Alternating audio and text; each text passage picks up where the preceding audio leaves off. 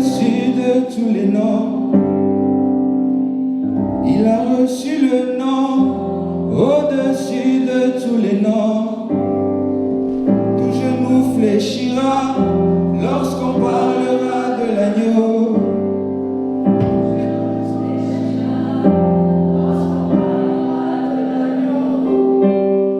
Il a reçu le nom. Au-dessus de tous les noms, il a reçu le nom. Et au-dessus de tous les noms, tout genou fléchira lorsqu'on parlera de l'agneau. Tout genou fléchira lorsqu'on parlera de l'agneau. Il a reçu le nom au-dessus de tous les noms. Il a reçu le nom au-dessus de tous les noms. Tout genou fléchira lorsqu'on parlera de l'agneau.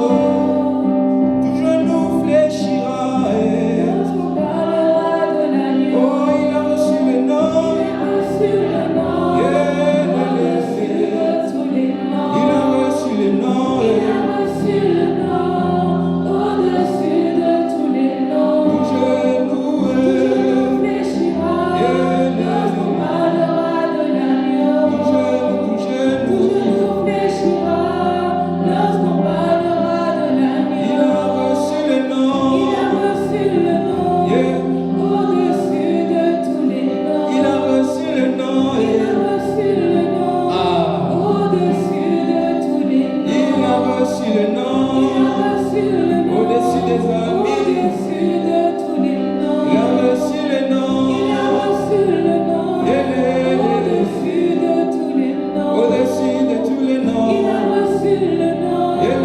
Au-dessus de tous les noms. Il a reçu le nom. Il a reçu le nom. Le nom de Jésus.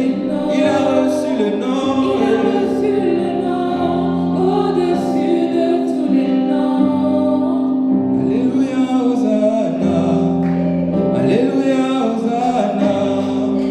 Alléluia, Hosanna. Alléluia, Hosanna. Alléluia, Hosanna. Alléluia, Hosanna. Alléluia, Hosanna. Alléluia, Alléluia, Alléluia, Hosanna. Alléluia, Hosanna. Alléluia, Hosanna. Alléluia, Hosanna. Alléluia, Hosanna. Alléluia, Hosanna. Alléluia, Hosanna. Alléluia, Hosanna. Les mains, ça fait aussi du bien. Tu peux accompagner avec les mains. Alléluia, Hosanna. Alléluia, Hosanna. Alléluia, Hosanna. Alléluia, Hosanna. Alléluia, Hosanna. Alléluia, Hosanna.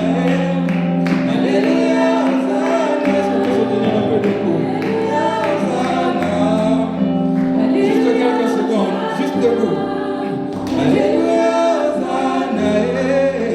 Alléluia, Hosanna. On va un peu danser seulement. Avant de parler d'amour, avant que les gens se fâchent, on va un peu sourire, on va un peu rire.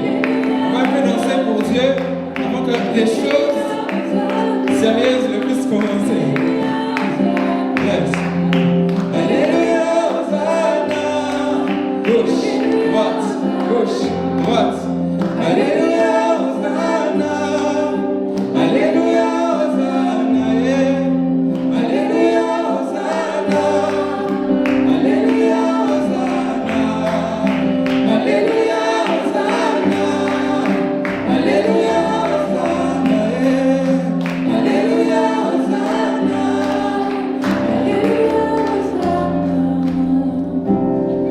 Hosanna. Il est le papa le plus responsable. Amen. Amen.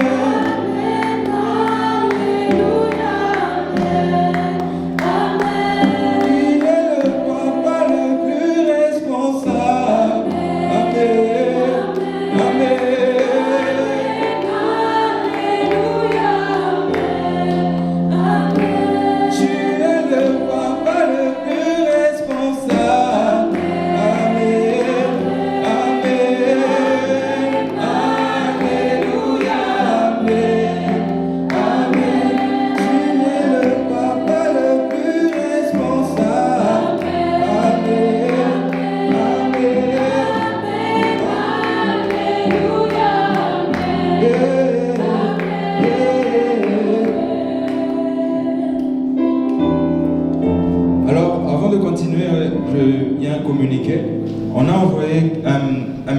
Instagram, si je ne me trompe pas, c'est ça?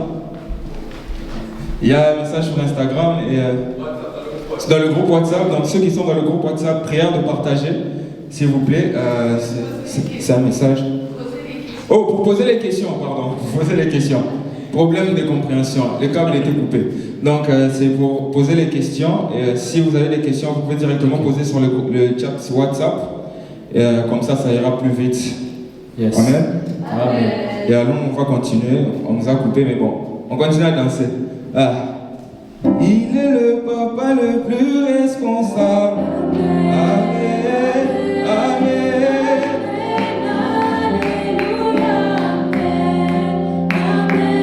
Il est le papa le plus responsable.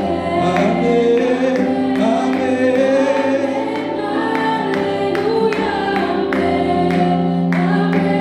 Il est mon ami de tout le temps. Amen. Amen.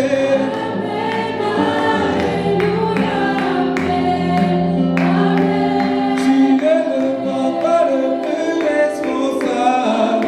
Amen. Amen. Alléluia. Amen. Amen. Tu es le papa le plus responsable. Amen. Amen.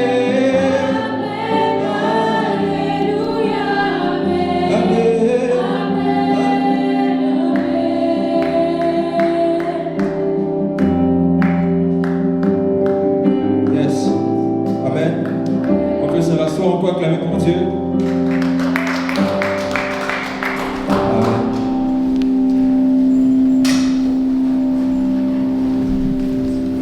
Amen. Amen, amen. Est-ce qu'on peut encore acclamer le Seigneur? J'aime ce que le frère Roland a dit. Il a dit avant que tout le monde soit fâché là, souris un peu. Regarde ton voisin, dit je suis content de te voir. Même si après on ne sera plus d'accord, pour le moment je te souris d'abord, je suis content de te voir. Je suis content de te voir. Est-ce que tu peux aussi saluer les voisins de gauche, de droite que tu n'as pas encore salué? Tout le monde était dans son coin. Est-ce que tu peux saluer les voisins de gauche et de droite que tu n'as pas encore salué? Les visages étaient un peu trop froissés. En tout cas, je sens apparemment ici, là, dès qu'on va finir, les gens vont se battre. Et bizarre, ce que je remarque, c'est que les sœurs sont confinées ici et les frères sont de l'autre côté. Qu'est-ce qui se passe? Non, il y a les sœurs là-bas. Mais il y a des sœurs qui sont dans leur coin, c'est pas comme s'ils étaient ensemble avec les frères. Apparemment, ça sera chaud ici maintenant. Ça va pas se transformer en catch ici, hein? J'espère. Ok, on va continuer à louer le Seigneur. Je vais chanter une chanson qui dit que le Seigneur est notre Seigneur. C'est en notre langue pour ceux qui ne comprennent pas les lingala. Si vous connaissez la chanson, vous pouvez juste chanter avec moi. Amen, amen. Est-ce qu'on peut acclamer le Seigneur?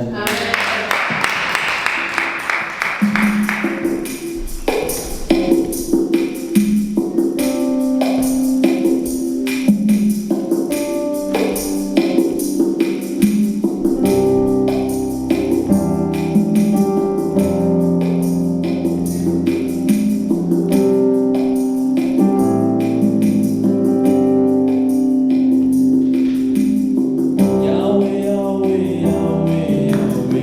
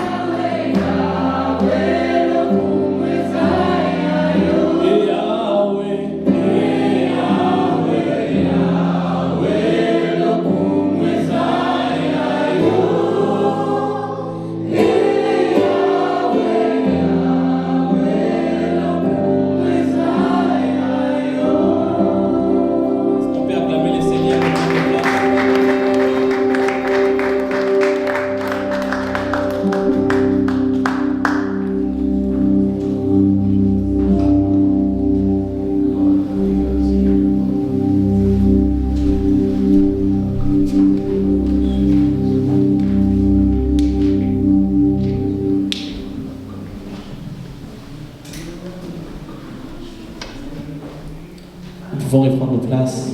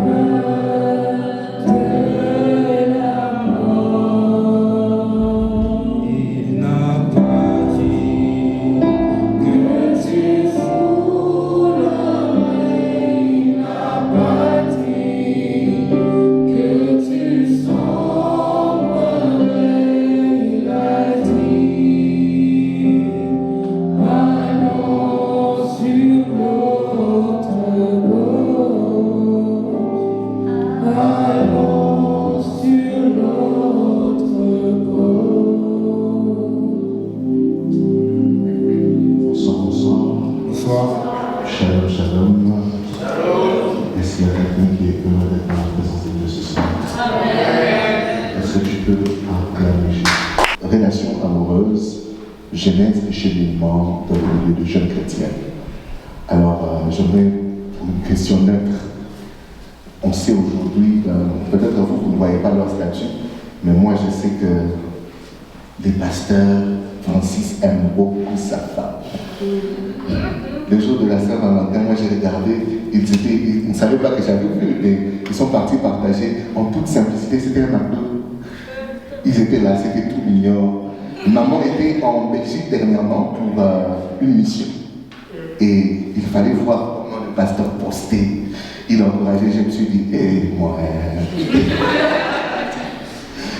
Alors, on va juste rapidement avoir une anecdote sur leur relation, une histoire rapide sur comment ils se sont rencontrés. Et voilà, et on va commencer avec les questions. C'est moi qui parle. Alors, bonsoir à tous. Alors, une anecdote, comment on s'est rencontrés. Est-ce qu'on pouvait juste ouvrir? Juste allumer. Ok, c'est ok. Bien. Bah, on s'est rencontrés dans le Seigneur.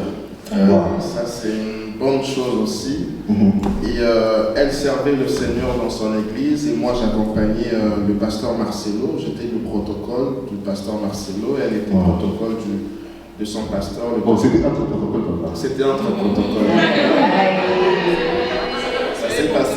Ça s'est passé entre protocoles. Comme pour dire, il y en a qui négligent le département de protocole qui donne à la mais vous pensez qu'au protocole aussi, on peut trouver l'amour. Amen. Alors, ça s'est passé là, mais lorsque je faisais le protocole, elle ne me regardait pas. Nous étions sur une même rangée, tous derrière les pasteurs, mais elle ne me regardait pas et je lui ai lancé tous les regards révolvés, regards tortueux, regards... mais ça n'a pas marché, mais je ne savais pas qu'elle, de son côté aussi, il y avait eu quelque chose qui s'était créé ce jour-là. Et on a fait le service, la conférence s'est terminée, mais il fallait que quelqu'un fasse le premier pas. Et moi je lui dis toujours, même si elle ne l'accepte jamais, c'est elle qui m'a rajouté sur Facebook. Alors quand elle m'a rajouté sur Facebook, elle a commencé à mettre des j'aime sur mes statuts. J'ai commencé aussi à mettre des j'aime sur mes photos. Et c'est de là que c'est parti la conversation. Et puis après, à la suite de ça, notre relation, pour présenter rapidement, c'est en majorité passé à distance. Parce que 2015, on s'est rencontrés, on s'est vus. 2016, c'était beaucoup plus, on met des j'aime sur les statuts Facebook et puis ça passe. Mais ce sont des messages subliminaux. Donc c'est ça les sœurs, quand il y a des frères qui mettent des j'aime, qui vous mettent des commentaires, soyez quand même attentifs parce qu'on ne sait jamais.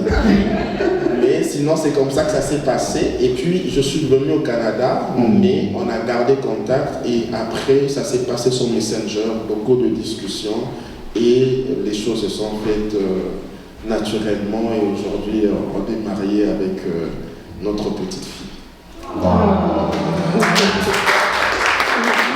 Je viens d'avoir ma première question. Mais maman, est-ce qu'il y a un commentaire particulier par rapport à la présentation du pasteur? Bon, pour Facebook, moi pour Facebook, lui il dit toujours que c'est moi qui l'ai ajouté, moi je ne me rappelle pas. Hein. Surtout que moi je suis trop fière, alors bon, en tout cas c'est lui qui m'avait demandé le numéro, ça c'est sûr, j'ai même les preuves sur Messenger. Mais c'est un peu ça, je n'ai pas vraiment grand chose à ajouter, je pense que ce sera plus peut-être avec les questions qu'on va approfondir. Oui. Alors je crois qu'on commence par quoi? On commence par quoi? Elle m'a permis. Alors, j'avais prévu notre question, mais dans le commentaire de papa, une question a traversé mon esprit. Sans doute un frère allait se poser cette question. Papa, qu'est-ce que vous dites des relations à distance et des chrétiens qui font des relations, qui commencent des relations sur les sites des rencontres?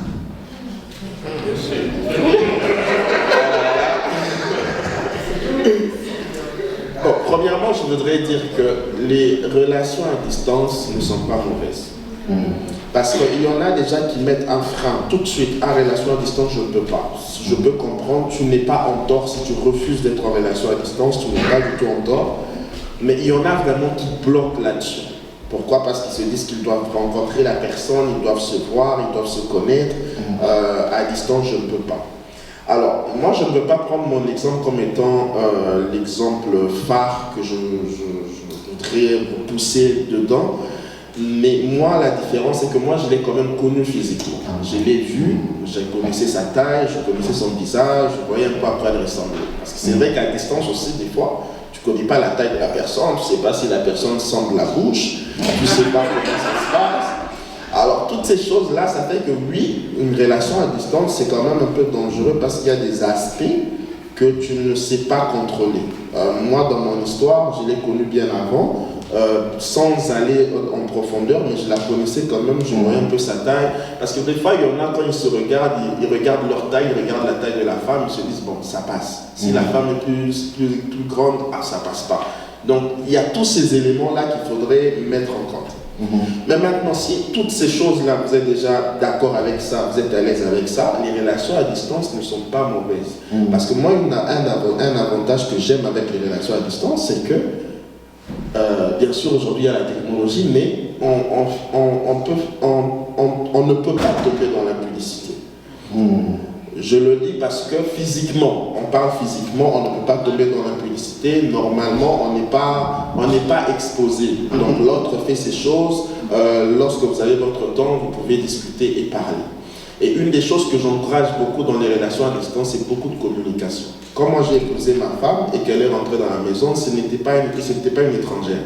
Tellement on parlait beaucoup. On faisait des 10 heures, des 17 heures au téléphone. Je prends mon téléphone, même la nuit. On parlait beaucoup. Mais maintenant, là, j'ai entendu quelqu'un dire vous ne travaillez pas.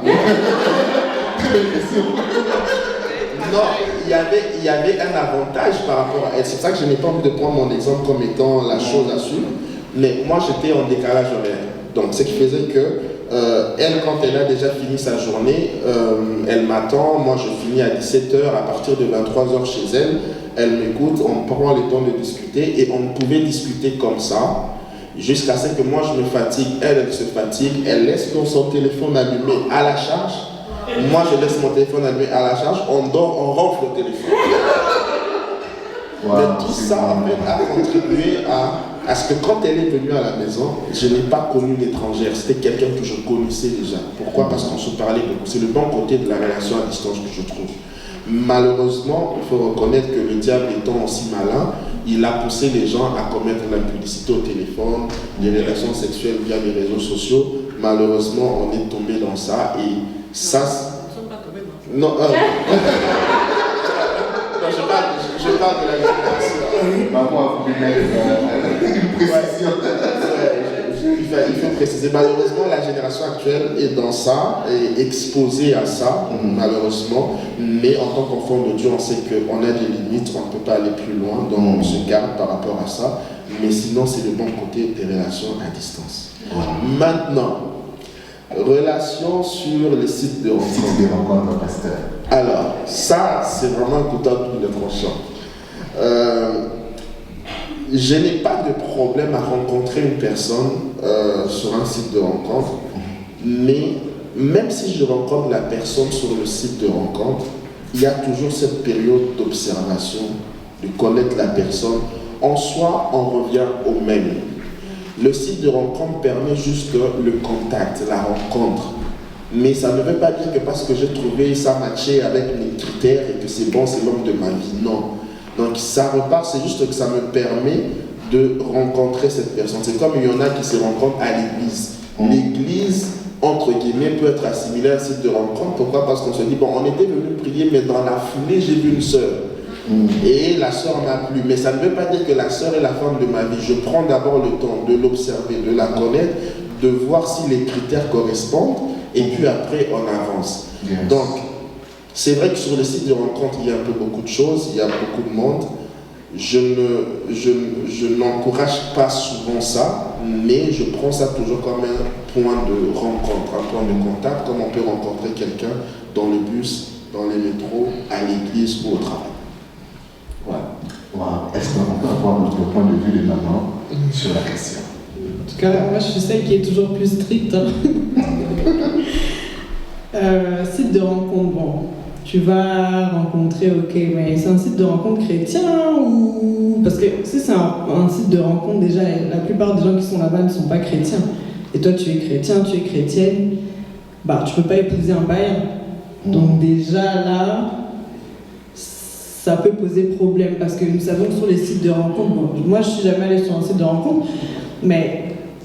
Souvent, c'est plus peut-être des personnes qui sont un peu différentes de nous, dans les valeurs, dans les convictions. En plus, aujourd'hui, j'ai vu qu'on crée toutes sortes d'applications. Donc, on te dit quoi? Pour la vie, pour une nuit, pour... Donc, tu as tous les choix. Mais je sais que la plupart du temps, les personnes qui sont sur les sites de rencontres ne sont peut-être pas forcément chrétiennes. Comme le pasteur l'a dit, oui, c'est juste... En soi, c'est une plateforme. C'est comme Facebook, c'est là où tu vas rencontrer, mais qui tu vas rencontrer là-bas, c'est ça au fait plus le problème. Toi tu es un enfant de Dieu, tu dois t'assurer de te marier avec un enfant de Dieu, et d'ailleurs comme on le dit toujours, c'est pas tout chrétien qui est bon pour toute chrétienne. Donc c'est même pas parce que quelqu'un est chrétien que tu dois l'épouser. Parce que tu as une grande destinée, et peut-être tu es appelé au ministère, peut-être tu es appelé à faire des grandes choses dans cette génération. Mais même la chrétienne là que tu as vue, c'est chrétienne quoi? Comment? Parce qu'aujourd'hui tout le monde est chrétien, mais après quand tu vois la relation avec Dieu, c'est pas ça. Donc tu vois chrétienne, mais elle part en boîte de nuit. Toi tu es appelé au ministère, finalement. Donc, site de rencontre, pourquoi pas? Mais tu vas rencontrer qui là-bas?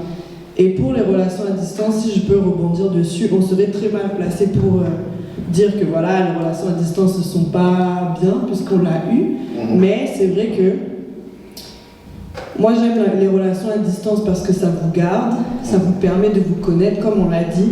Mais une relation à distance aussi, c'est bien si, par exemple, tu sais que la sœur ou le frère vit, je sais pas moi, aux États-Unis, mais toi-même, tu as des membres peut-être de ta famille ou de ton entourage qui sont là-bas, qui peuvent aussi attester.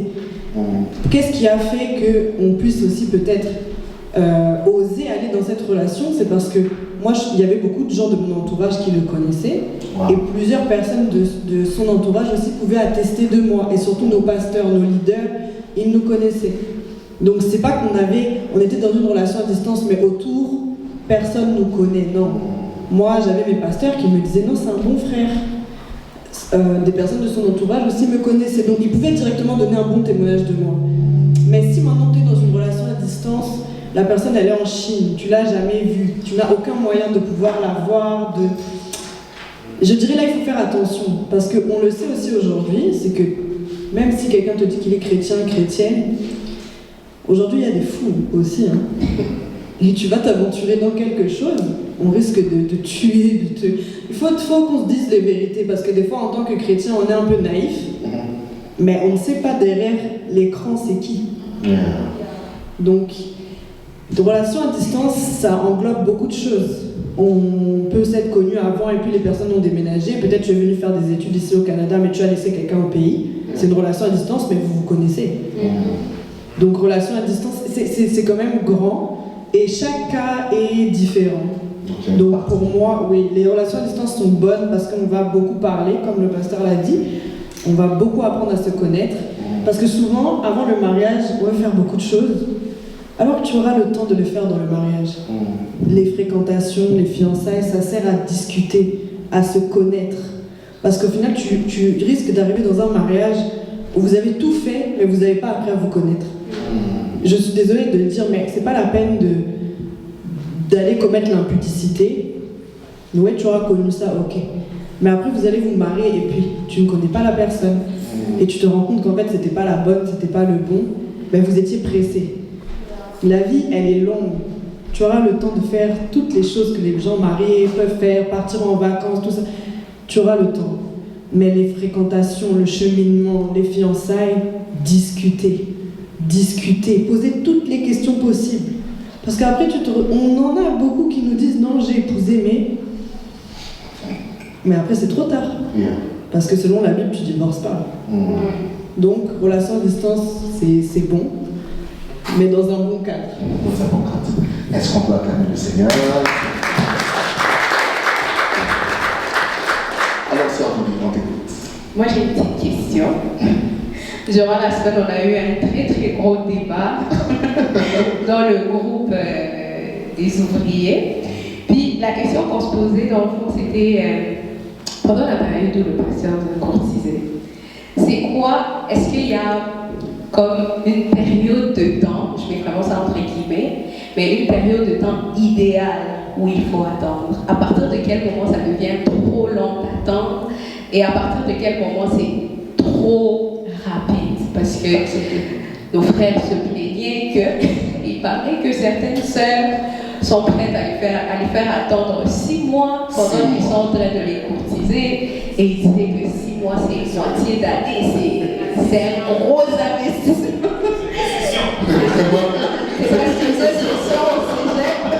C'est toute une session au cégep. Donc on avait vraiment des idées un peu contraires. C'est sûr qu'on peut comprendre qu'une personne puisse se lasser au bout de 6 mois, mais est-ce que 2 semaines c'est raisonnable pour accepter quelqu'un? Ou c'est quoi votre avis par rapport à ça? Bon, pour moi, c'est encore une fois du cas par cas. Il y a beaucoup de paramètres qui peuvent entrer en compte, dans le sens que peut-être quelqu'un qui a la trentaine, je ne dirais pas de faire autant de temps que quelqu'un qui a la vingtaine, ou peut-être une sœur qui a 18 ans, 19 ans. C'est du cas par cas. Quelqu'un qui a déjà sa vie, qui travaille, qui a son chez lui, plus de la trentaine, bon. Est-ce qu'il va encore faire 3, 5, 10 ans pour attendre la sœur? Non, parce qu'il est déjà en âge. Mais si toi, frère, tu es là, tu as 20 ans, bon, tu n'as pas encore de... Tu travailles pas. Tu te cherches. Tu vois, c'est pas mauvais. Mais c'est juste veux aller avec sa réalité. Tu veux épouser la sœur, mais vous savez pas où vous allez vivre. C'est pas mauvais au fait. C'est pas mauvais, mais faut pas aussi être en l'air, hein, comme on aime dire. Parce que le mariage, c'est beaucoup de réalité. Vous allez vivre où? Tu n'as pas de travail, tu étudies. Il n'y a pas de problème d'étudier, c'est une bonne chose, mais quand tu vas finir, c'est quand? Toutes ces choses-là, déjà, il faut réfléchir. Si toi, tu sais que tu vas faire la maîtrise, mais tu es seulement la première année, est-ce que vous allez vous marier pendant que vous serez pendant les études? Donc, il y a beaucoup de questions qu'on pourrait se poser, et c'est pour ça que pour moi, je dis c'est vraiment du cas par cas. Aussi, il y a la question de est-ce que vous étiez déjà des amis ou est-ce que vous venez de vous rencontrer? Parce que si vous étiez déjà des amis, la plupart du temps, vous n'allez pas attendre peut-être autant de temps parce que vous vous connaissez quand même, bon, vous rigolez, vous êtes dans le même groupe, ça peut aller plus vite. Mais si c'est un frère, tu viens juste de le rencontrer. Ah, frère, 6 mois, c'est rien. Hein? 6 mois, c'est rien. Est-ce que les sœurs peuvent apprendre?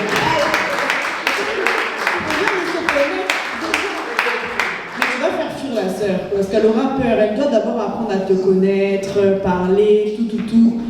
Faut pas être des fois pressé, parce que 2 semaines par exemple, non, en 2 semaines on n'est même pas amis en 2 semaines.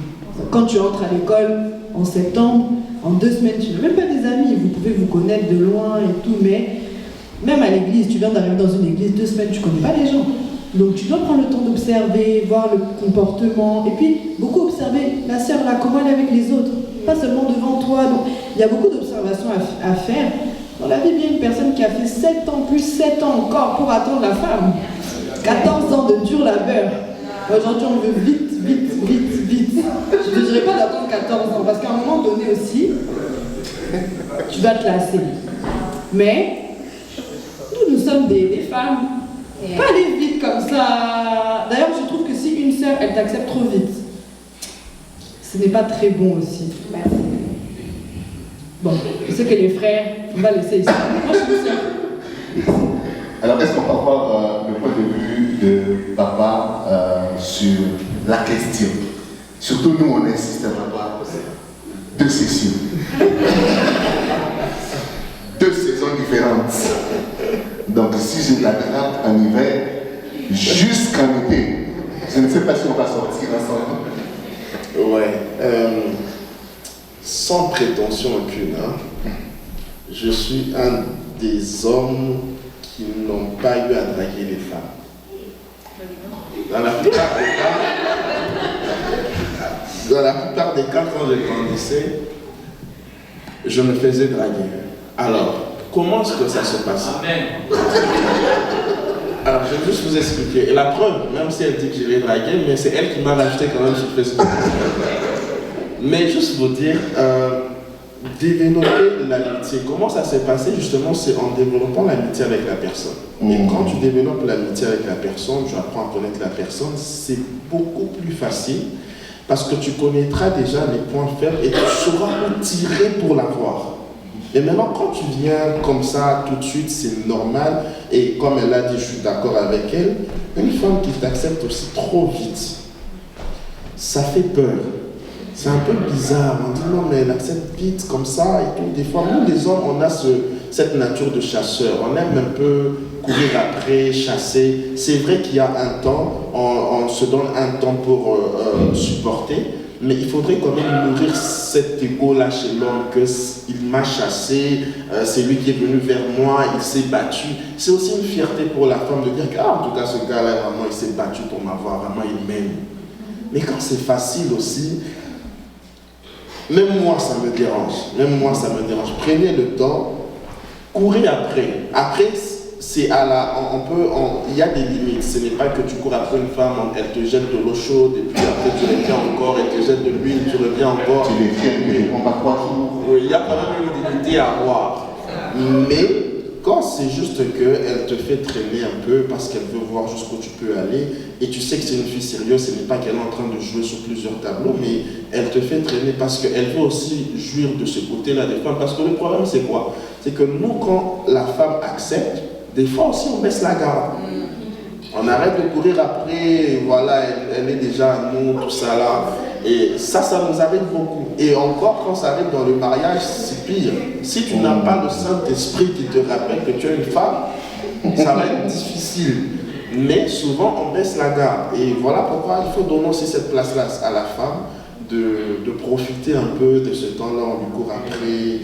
Des fois, je dis souvent aux sœurs, donne-lui un peu d'espoir au bout de 2 mois, comme ça il reste encore. Après, tu fais une pause. Et puis après 2 mois encore, tu donnes juste pour te rassurer que c'est vraiment toi qui le veux. Et puis après, on continue. Mais papa, si à la fin des 6 mois, elle dit que ce n'est pas toi. Si à la fin, bon justement, ça c'est le risque qu'on prend nous tous. Donc ça c'est un risque que l'on prend nous tous. Quand tu vas voir une femme, ce n'est pas obligé qu'elle te dise oui. Parce qu'il y a des critères à respecter, il y a aussi des objectifs qu'elle veut atteindre. Elle n'est pas obligée de dire oui. Donc quand tu vas voir une femme, accepte aussi de recevoir des coups. Voilà pourquoi moi, quand j'ai compris qu'il y avait un risque dans ça, j'ai travaillé l'amitié d'abord. Au moins je sais que quand je vais sonner la trompette, les ouins vont entendre le son et elle va accepter. Et c'est juste ça. Travailler ce côté-là, mais c'est vrai qu'il y a un risque. Il y a un risque qu'on te dise non et ça fait mal. Ça fait vraiment mal quand on te dit non, tu vas voir une femme qui te dit non, tu ne me corresponds pas, je ne t'aime pas, et puis tu vas voir la personne avec qui elle est, te dit mais qu'est-ce qu'il a de plus que moi? Ça fait mal. Donc voilà pourquoi je veux vous éviter ça, développer l'amitié, prenez le temps de parler, soyez présent dans la vie de la personne, vous saurez comment lui parler et un jour elle va vous dire oui. Et moi, comment est-ce que j'ai dit, comment est-ce que je t'ai parlé d'ailleurs? C'était bête, hein? Alors, on parlait beaucoup sur Messenger, en tout cas on se parlait beaucoup, des fois on s'appelait, et un jour, je n'avais toujours pas son numéro de téléphone, et je lui ai dit, je viens de finir de lire le livre des nombres, et je n'ai pas trouvé ton numéro.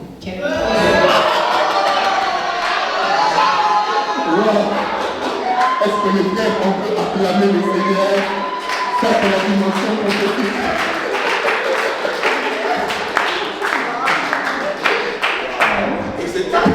Et dans la plaque, ça lui a tellement fait rire. Et en rigolant, elle a donné le numéro. Le problème, c'est ça, c'est que nous, on veut tout avoir vite, on va avoir ça maintenant. Mais il fallait déjà comprendre la personne, voir ce qui lui fait rire, ce qu'elle aime. Et je savais que ça allait être plus facile. Quand j'allais sortir la blague, je savais qu'elle allait rigoler. Elle sortit la blague, elle a rigolé. J'ai pris le numéro et dès que j'ai eu le numéro là, elle n'a jamais arrêté de me parler. C'est comme ça que c'est parti. Je crois que quand j'ai eu le numéro, je crois que c'était en novembre. Et en mars, on s'est mis ensemble. Novembre 2017 et en mars 2018, on s'est mis ensemble. Est-ce qu'on peut acclamer le Seigneur?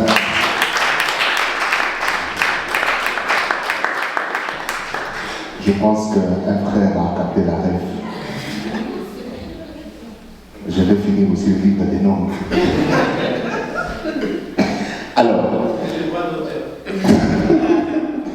Alors papa, on revient maintenant avec cet aspect des durées. Je crois que dans ce que vous avez dit, vous avez mis l'accent sur le fait d'être ami avant de vouloir partir. Je pense qu'on a pris la stratégie.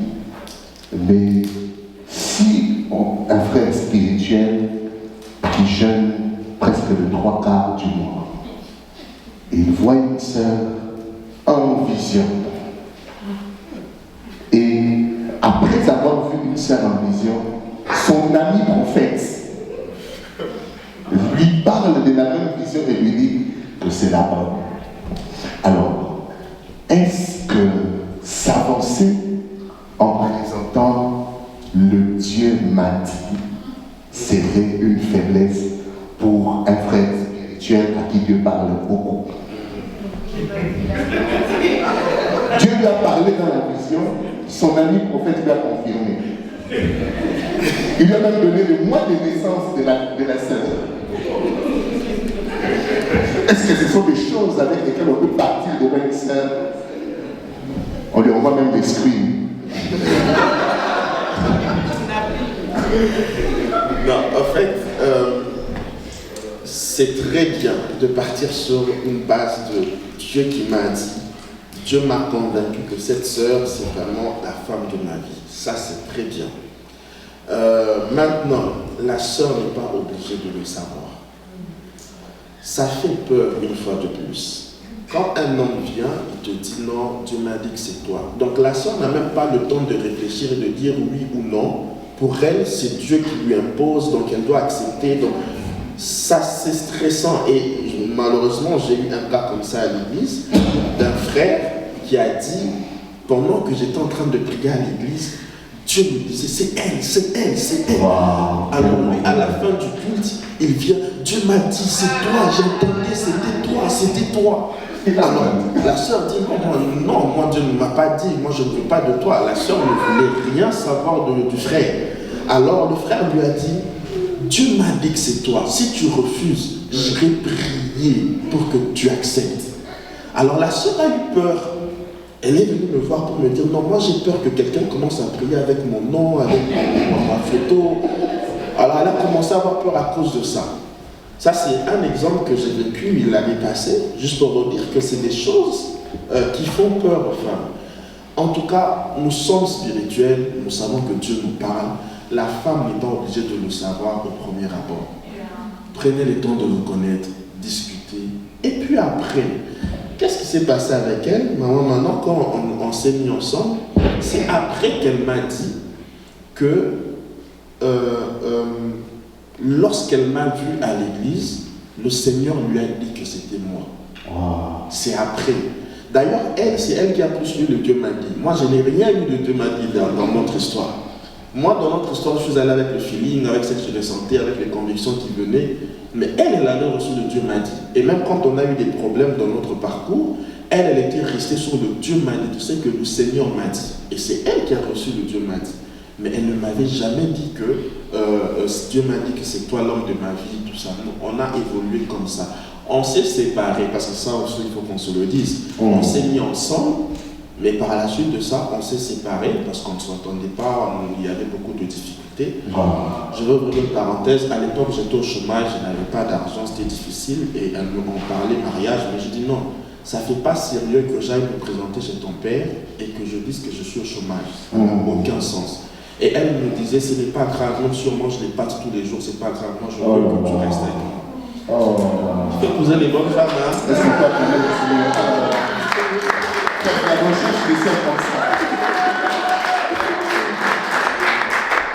Donc ça, c'était parmi les problèmes que nous avions. Et moi, dans mon orgueil d'homme, je disais non, je ne veux pas. Donc j'ai préféré mettre la relation de côté parce que je voulais me stabiliser d'abord. Mais dans toutes ces choses-là, elle avait la conviction que j'étais l'homme de sa vie. Et elle ne me l'avait jamais dit. C'est après qu'elle m'a dit que non, moi, dès le premier jour, je savais que c'était toi. Mais toi, tu étais distrait. Et si moi, j'avais su ça aussi dès le départ et j'avais reçu la conviction qu'elle avait dès le départ, je pense qu'on ne se serait même pas marié tard. Hein. On l'aurait fait très rapidement. Et elle m'en veut des fois parce qu'elle me dit on s'est marié très tard à cause de toi. Tu vois, parce que, voilà, juste pour vous dire que le Dieu m'a dit, on n'est pas obligé de les savoir au début. Grandissez ensemble, parlez ensemble. Et après, tu pourras dire, non, Dieu m'avait dit, regarde d'ailleurs les screenshots, le prophète avait rajouté, et ceci, cela. Ça fait un plus, mais au moins tu as réussi à la gagner, à lui parler, elle a appris à te connaître, à t'aimer, à t'apprécier, sans que Dieu entre dedans. Parce qu'il faut mettre Dieu aussi des côtés dans ces choses-là. Quand il faut parler à une femme, il faut parler. Il faut lui dire les choses, il faut lui expliquer les choses. Voilà, tu m'intéresses, je suis amoureux, voilà, ceci, cela. Il faut le faire vous-même. Quand vous présentez Dieu, comme le pasteur Marcelo dit, vous êtes des lâches. Parce que vous voulez donner, c'est vrai, quand tu présentes Dieu devant, ça te donne une certaine autorité, c'est Dieu qui a parlé, et les femmes faibles vont avoir peur. Mais on doit être en mesure de parler et de dire clairement les choses, et puis Dieu, on va rajouter par la suite. Wow. Est-ce qu'on peut appeler le C'est Seigneur?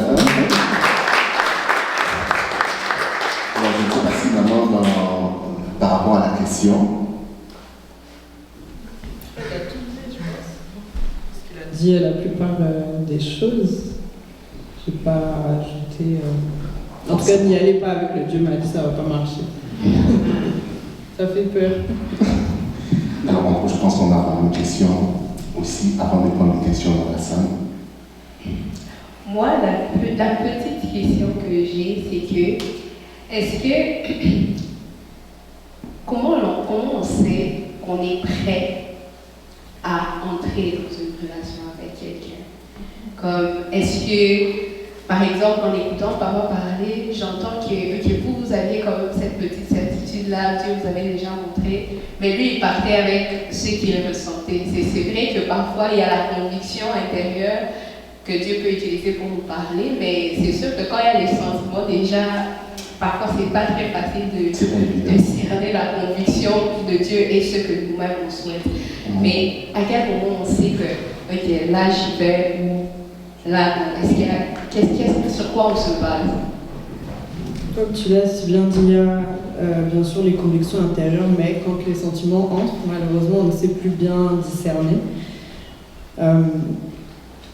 Bon, déjà, la première question qu'il faudrait se poser, c'est ok, je veux rentrer dans une relation, mais c'est quoi le but? Je veux entrer dans la relation pour avoir une relation, comme mes amis. Voilà, j'ai vu ma soeur est avec quelqu'un, mon frère est avec quelqu'un, à l'église, tout le monde est ensemble et tout. Bah, moi aussi, je fais la même chose. Là, c'est pas une bonne raison. Mais est-ce qu'on veut entrer dans une relation pour quelque chose de sérieux et justement aller vers le mariage? Parce que vous savez, avec le recul, hein, il y a beaucoup d'erreurs des fois que tu aurais voulu éviter. C'est pas la...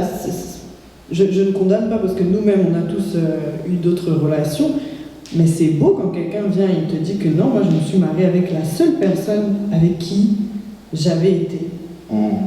Mais aujourd'hui, des fois, on veut toucher là, aller ici, connaître plusieurs personnes. On ne condamne pas, bien sûr, parce que ça arrive, c'est la vie, mais des fois, c'est parce que aussi tu n'as pas écouté Dieu. Dieu t'a jamais dit d'aller dans cette relation, mais tu voulais juste avoir quelqu'un comme tout le monde. Bon, voilà, moi, c'est la mode, je veux faire mes snaps, je veux faire ça. Or que, quand on se met avec quelqu'un en soi, c'est pas pour ça. Quel est le but? Est-ce que je veux aller avec quelqu'un pour du sérieux? Est-ce que je veux aller avec la sœur parce que, justement, j'ai cette conviction au fond de moi que c'est elle? Elle sera une bonne épouse, elle sera ceci, cela. Parce que vous savez, quand on va dans une relation, c'est pour le mariage en réalité. Mais le mariage, c'est pas de la blague. Donc, tu peux pas aller juste comme ça et puis pour le fun. Moi, je préfère vraiment juste une personne qui se garde et puis un jour ils présentent et puis avec la personne ils y vont.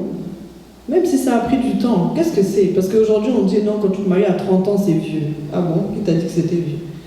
Chacun a son histoire avec Dieu, chacun a son parcours avec Dieu, chacun a sa destinée. Et avant ça, quand tu es célibataire, étudie, apprends à te connaître, sers Dieu, fais toutes les choses que tu peux faire, mais ça ne sera jamais un temps perdu. Moi, je le dis toujours, le jour, surtout pour une femme, hein, quand tu entres dans le mariage, après tu auras des enfants et tout, tu n'auras plus de temps pour toi. Aujourd'hui, je fais le ministère, j'ai un enfant, j'ai un mari, j'ai beaucoup d'enfants spirituels à m'occuper. Tu n'as plus de temps pour toi. Et des fois, je me dis, j'aurais dû encore faire ça quand j'étais encore célibataire. C'est vrai que j'ai fait beaucoup de choses, j'ai fait les choses que j'aurais dû faire, mais je me dis, peut-être j'aurais dû faire plus. Est-ce que j'ai servi Dieu au point que je devais le servir? Est-ce que j'ai fait tout mon possible pour étudier comme je devais? Est-ce que j'ai économisé? Donc, c'est dans ces moments-là, justement, quand tu es jeune, quand tu es célibataire, quand tu n'as pas encore une femme à ta charge, que tu dois faire toutes ces choses-là. Apprends à te connaître. Aujourd'hui, on va aller dans les relations, mais on ne se connaît même pas nous-mêmes. Qu'est-ce que tu vas donner à l'autre en face quand toi-même tu ne te connais pas? Tu ne connais même pas qui Dieu. C'est vrai qu'on apprend chaque jour. Jusqu'à votre mort, Dieu va vous révéler des choses sur votre destinée, des choses que vous devez faire, etc. Mais il y a un minimum avec lequel vous devez partir. Bien sûr, le pasteur l'a dit. Nous, on s'est aimés. Le pasteur n'avait rien, entre guillemets, dans le sens, c'était plus sur le plan peut-être physique. Il avait du mal à trouver le travail ici au Canada parce qu'il venait d'arriver au Canada, c'était difficile pour lui et tout. Mais moi, je n'ai pas voulu regarder à ça parce que je savais qu'au fond de lui, il y avait beaucoup de choses. Donc, c'est vrai qu'il ne faut pas aussi regarder au physique, mais il faut être sûr. Comme il a dit, moi je savais que c'était mon mari. Depuis le premier jour que je l'ai vu, Dieu m'avait dit que c'était lui. Et je savais ce que Dieu avait mis à l'intérieur de lui. Donc, je ne m'attardais pas plus que ça aux choses extérieures, bien qu'il y ait un minimum. Mais nous avons un témoignage que même quand moi je suis arrivée au Canada, on a vécu des moments très difficiles. Vraiment difficiles. On n'avait pas grand-chose, on n'avait presque rien. Mais c'était notre parcours. Mais d'autres personnes, ça sera difficile de vivre comme ça aussi avec presque rien. Donc, quand tu vas dans une relation, moi, je veux penser directement, c'est quoi le but? Est-ce que tu veux te marier ou est-ce que tu veux être juste dans la relation, juste comme ça? Si c'est juste pour avoir une relation, ça sert à rien. Parce que tu vas aller tomber dans l'impudicité. Tu vas faire des choses juste comme tout le monde. Tu es chrétien, tu peux faire comme tout le monde. Souvent on oublie ça. Oui, on est jeune, mais tu es chrétien.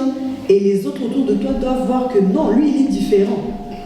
Je suis désolée, mais quand on regarde les musulmans ou même les juifs, ils ne blaguent pas dans ces choses-là. Quand quelqu'un est vraiment droit, il ne va pas blaguer. C'est pour ça même, vous voyez, Jésus se marie très vite, très tôt. Parce qu'il ne blague pas dans ces choses-là. Mais nous, on pense que bon, allez, je vais avec telle sœur, je vais aller avec tel frère, je vais aller... Non. Quand tu vas aller avec ce frère-là, c'est quoi le but derrière? On n'est jamais prêt pour le mariage. Tu sais, c'est comme... tu vois, tu as été... Moi, je prends toujours cet exemple-là. Le mariage, c'est un peu comme quand tu entres à l'université. Oui, tu as eu des classes toute ta vie. Hein. Tu as eu la primaire, le collège. Bon, ici, je sais que les noms sont un peu différents, mais moi, d'où je viens, c'était primaire, collège, lycée. Après, tu vas à l'université. On t'a préparé toute ta vie, mais tu ne connais pas l'université, tant que tu n'es pas entré à l'université. Mais le mariage, c'est la même chose. Le mariage, tu ne seras jamais prêt pour le mariage parce que le mariage, on le découvre quand on est dedans. Et on apprend chaque jour. Mais maintenant, quand tu entres dans ta relation avec la personne, c'est quoi le but? Déjà, c'est la première des choses. C'est quoi le but? Je ne dirais pas qu'il faut forcément justement avoir un travail, toutes ces choses. C'est vraiment du cas par cas. Mais c'est quoi à l'intérieur de toi? C'est quoi ta vision? Pourquoi tu veux épouser la sœur? Pourquoi tu veux aller dans cette relation? C'est là que tu sauras si tu es prêt. Mais si tu me dis non, je vais aller juste pour aller, non, n'y va pas. Tu vas faire perdre le temps aux gens. Est-ce qu'on peut acclamer le Seigneur? Avant de passer aux questions des autres, est-ce qu'on n'a pas par rapport à un point de vue ajouté dans cet angle de choses? Je pense qu'elle a un peu raffiné le tout. Il faut juste reconnaître qu'on ne sera jamais prêt pour le mariage. Vous pouvez suivre tous les enseignements, toutes les théories qu'il y a, que l'on peut donner, mais chacun a son histoire, chacun a son expérience. Par exemple, pour le mariage, si on doit parler du mariage, ce qui marche dans mon mariage ne marchera pas forcément dans le tien. Donc c'est pour ça qu'on ne sera jamais prêt. Il y a des choses qu'on a découvertes sur l'état et ce que nous on vit, les autres ne l'ont pas vécu. Il y a aussi la mixité qui rentre en jeu. Et là je veux ouvrir une parenthèse, c'est que ma femme est française, je suis congolais, mais on s'est mis d'accord sur une chose, c'est que dans notre couple, ce sera la culture du royaume qui sera mise en avant. Ce n'est pas l'histoire de nous, chez les Congolais, on doit faire comme ça, chez les Français, on doit faire comme ça. On fait tant qu'on peut le faire, mais quand on constate que ça dérange l'autre, on se dit non, on se base sur ce que la Bible demande de faire, et c'est comme ça qu'on évolue. Mais ça, c'est notre expérience à nous, c'est notre mariage à nous. Mais dans d'autres couples, bon, il n'y a pas de problème, la culture entre en jeu, ils sont à l'aise avec ça, ça passe, mais voilà. Donc on est un peu différent, mais on n'est pas toujours prêt. Alors, quand on doit parler de préparation, on pourrait peut-être dire qu'il faudra avoir le minimum, surtout pour les frères. Donc, avoir le minimum, quand je parle de minimum, je parle sur le plan financier, sur avoir au moins un studio, avoir au moins quelque chose, un endroit où je peux dormir. Parce que tu vas quand même prendre l'enfant d'autrui, elle viendra dans ta maison, il faudrait que cette femme soit en mesure au moins de dormir, au moins avoir un oreiller ou dormir. Donc si tu as déjà ce studio-là où vous pourrez commencer, la suite viendra. Mais aussi aux sœurs, ne négligez pas les frères qui sont dans les petits commencements. Parce que moi aussi, quand je suis arrivé, j'habitais chez mon frère. Après, je suis allé dans une région à Shawinigan. Quand je suis allé à Shawinigan, j'étais seul. La maison était vide, il n'y avait rien. Je dormais par terre et j'ai toujours la photo. Et quand je regarde la photo, moi, je me demande comment j'ai fait pour vivre dans ça. Mais j'étais dans ça et bien sûr, ça a été difficile. Mais petit à petit, le Seigneur a ouvert les portes. Aujourd'hui, j'ai mon appartement, ça se passe bien, il est spacieux, mais avant, ce n'était pas le cas. Et si vous rencontrez une sœur qui ne croit pas en vous, qui vous méprise parce que vous vivez cette situation-là, c'est quand même dangereux. Voilà pourquoi les sœurs, c'est pour ça qu'il faut se laisser conduire par le Saint-Esprit aussi. Il faut que le Saint-Esprit nous dise, ne regarde pas sa situation actuelle, parce que je vais l'élever, je vais l'emmener plus loin, donc chemine avec lui. Donc, soyez conduits par le Saint-Esprit, mais aussi, les frères, juste avoir un minimum. À moins que tu me dises que tu travailles, tu as de l'argent, tu gagnes par exemple $2500 aux 2 semaines, mais tu préfères habiter dans la maison familiale pour mettre de côté afin d'avoir la maison ou bien je ne sais pas quoi. C'est des choses que l'on peut comprendre parce qu'on se dit, bon, ils se sont décidés de se priver pour pouvoir économiser, aller quelque part. Au moins, vous avez un projet, vous avez un but. Et ça, il n'y a pas de problème. Mais faisons un effort d'avoir au moins un minimum, un endroit où habiter, et puis le reste va suivre. Dernière parenthèse que je veux ouvrir, c'est que j'ai remarqué, surtout pour mes amis de France, quand un frère a un permis de conduire, c'est le Graal. Donc voilà, c'est bon, il a un permis de conduire, c'est bon, il a une voiture. Moi, je pense que le permis de conduire ne devait pas être un critère de choix. C'est des choses qui viendront avec le temps. Maintenant, tu vas dire non, mais quand je serai avec mes copines, qui va venir me chercher, moi, j'ai pas envie d'un mari qui vient me chercher et puis on va en métro. C'est une étape de la vie. C'est une étape de la vie et ça ne devrait pas. Mais si vous avez au moins une maison où dormir, ou le frère a au moins une maison où dormir, on peut cheminer avec lui et petit à petit l'aider à avoir ce que tu veux avoir. Amen. Aussi, dernière chose, les idées me viennent comme ça. Il n'y a aucun homme parfait. Il n'y a aucune femme parfaite. Et je voudrais faire une déclaration. Vous n'épouserez jamais la femme de vos rêves ou l'homme de vos rêves. Jamais. La femme de tes rêves, tu l'as bâtie dans ton mariage, tu la nourris, tu l'embellis et tu fais d'elle la femme de tes rêves. Et il en est de même pour l'homme. Tu fais de l'homme l'homme de tes rêves parce que tu le bâtis, tu le construis. Moi, j'avais une façon de m'habiller, elle m'a changé mon style vestimentaire. Parce que c'était le rêve d'homme qu'elle avait. C'était mon homme doit s'habiller d'une certaine façon. Même si des fois je résiste un peu, mais elle est toujours derrière pour me dire comment est-ce que je dois m'habiller. Donc ceci dit, sortons un peu de toutes ces rêveries-là. L'homme des rêves ou la femme de tes rêves, c'est toi qui vas construire cela. Et tu seras heureux dans ton mariage par la suite. Est-ce qu'on peut acclamer le Seigneur?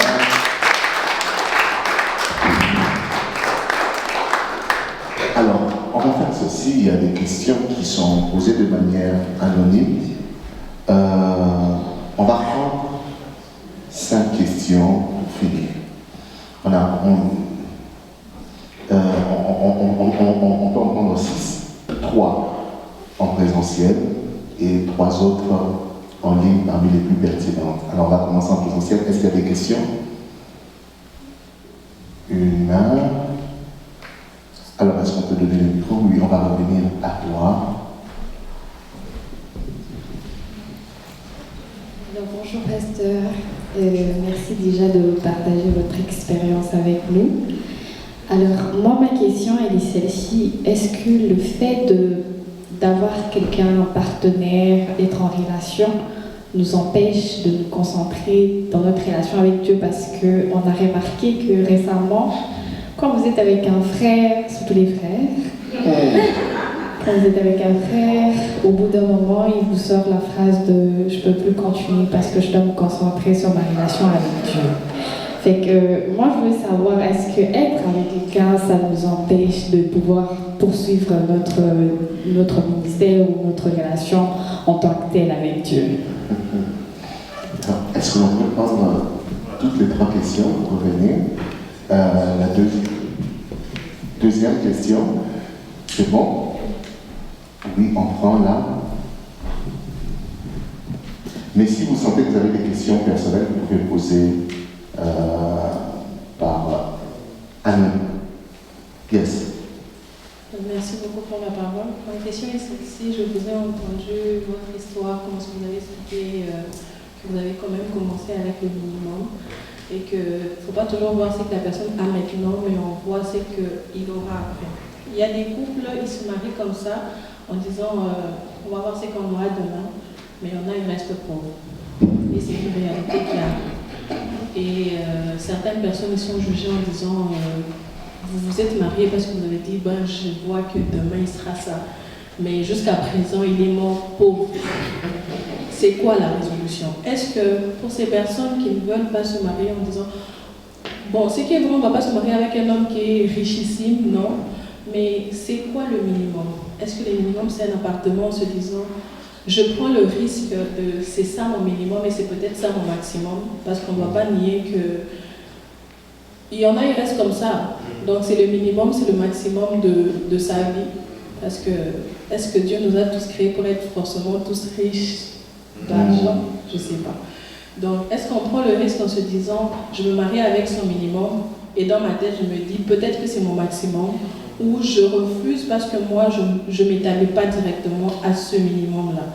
Est-ce qu'on doit traiter cette femme comme aujourd'hui on dit les femmes sont matérialistes? Est-ce qu'on va dire qu'elle est directement matérialiste, ou on va juste dire, bon, c'est son choix, on lui laisse agir?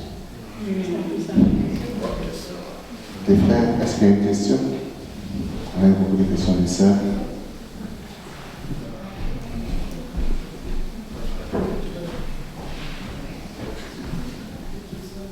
Merci pour la parole accordée. Alors, maman, maintenant, vous avez parlé du fait que vous aviez déjà une vision, c'est-à-dire Dieu vous avez déjà parlé du fait que Papa, Pasteur Francis, c'est l'homme de votre vie. Alors moi, je voulais savoir, au-delà du fait que vous n'êtes pas peut-être avancé en disant oui, Pasteur, moi je suis la femme de votre vie, ou bien vous êtes l'homme de ma vie, mais avez-vous peut-être posé quelques questions subtiles? Ou bien avez-vous été un peu plus strict dans ce que vous voudriez que l'homme de votre vie puisse avoir? C'est-à-dire, je voulais aussi savoir, dans vos sujets de discussion, est-ce que vos sujets de discussion, au-delà de que ça soit un peu comme des sujets d'amour, je t'aime, nanani, mais est-ce que c'était aussi des sujets à caractère plus par rapport à la vision? C'est-à-dire, c'était vraiment plus sur ça, c'est un peu ça de quoi il s'agit. Merci. Merci. Alors, on va passer avec les 3 questions. Je ne sais pas si vous départagerez. Alors, moi, je vais répondre à la première question. D'emblée, je vais dire que les frères, il faut qu'on arrête d'être lâches. Donc, quand on ne veut plus d'une relation, c'est mieux de le dire ouvertement.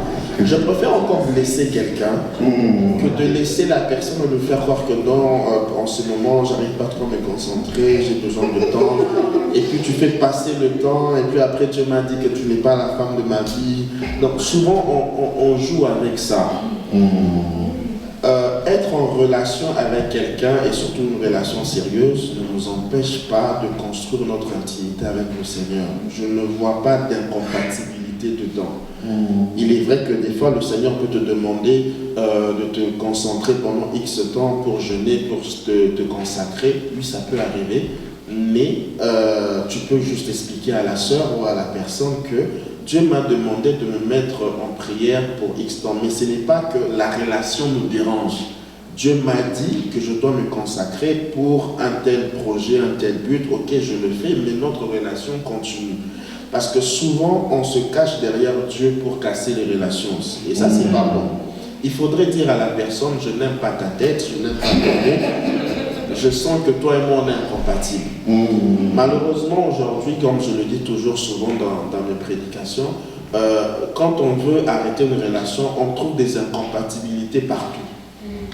Vous avez bien évolué pendant un temps, maintenant tu constates que la sœur parle en langue, elle dit rabababa, toi tu dis ribibibibi, tu dis non, on est incompatibles, nos deux langues ne sont pas pareilles.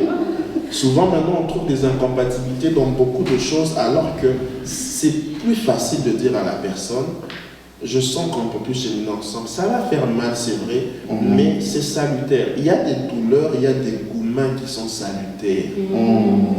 Et ça, je dois vous le dire, il y a des gourmands qui sont salutaires. Moi, j'ai depuis les gourmands et je sais ce que c'est. C'est salutaire, pourquoi? Parce que derrière le gourmand, j'ai eu la femme que j'ai aujourd'hui.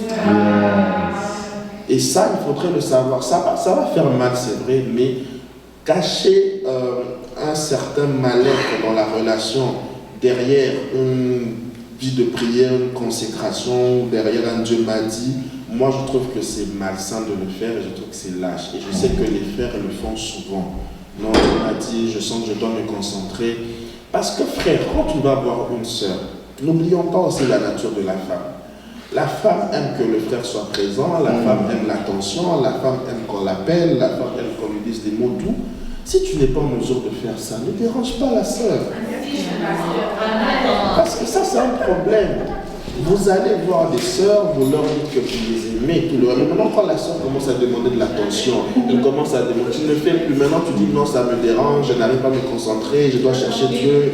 Le temps de parler avec toi, j'aurais pu passer par là, prier en langue. Non. C'est pour ça que s'engager dans une relation amoureuse, il faut être mature et savoir dans quoi est-ce qu'on s'engage, c'est quoi les objectifs.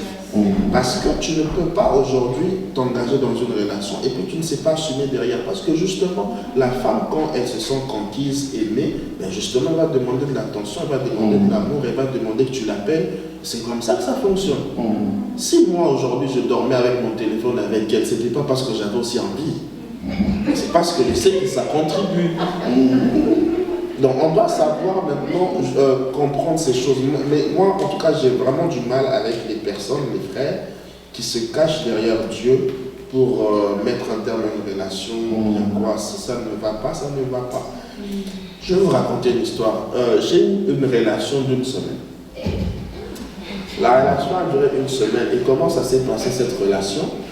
Je me suis embarqué dans la relation rapidement, j'ai aimé la silhouette de la fille et puis tout c'était bien. 3 jours après, je fais un songe.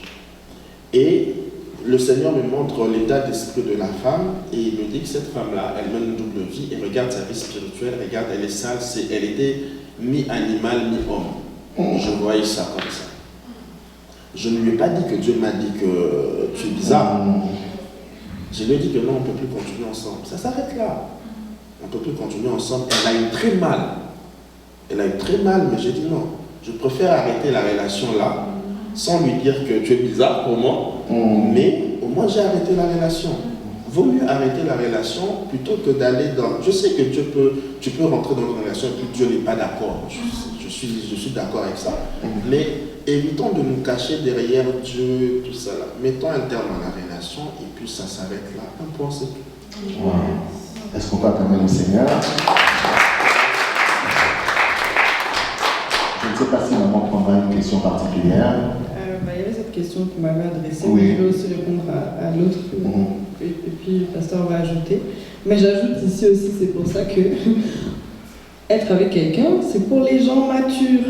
Demande la maturité. C'est la maturité. Quand tu viens avec moi je dois partir en retraite, toi et moi on ne peut pas continuer, qu'est-ce que Dieu a à faire ici?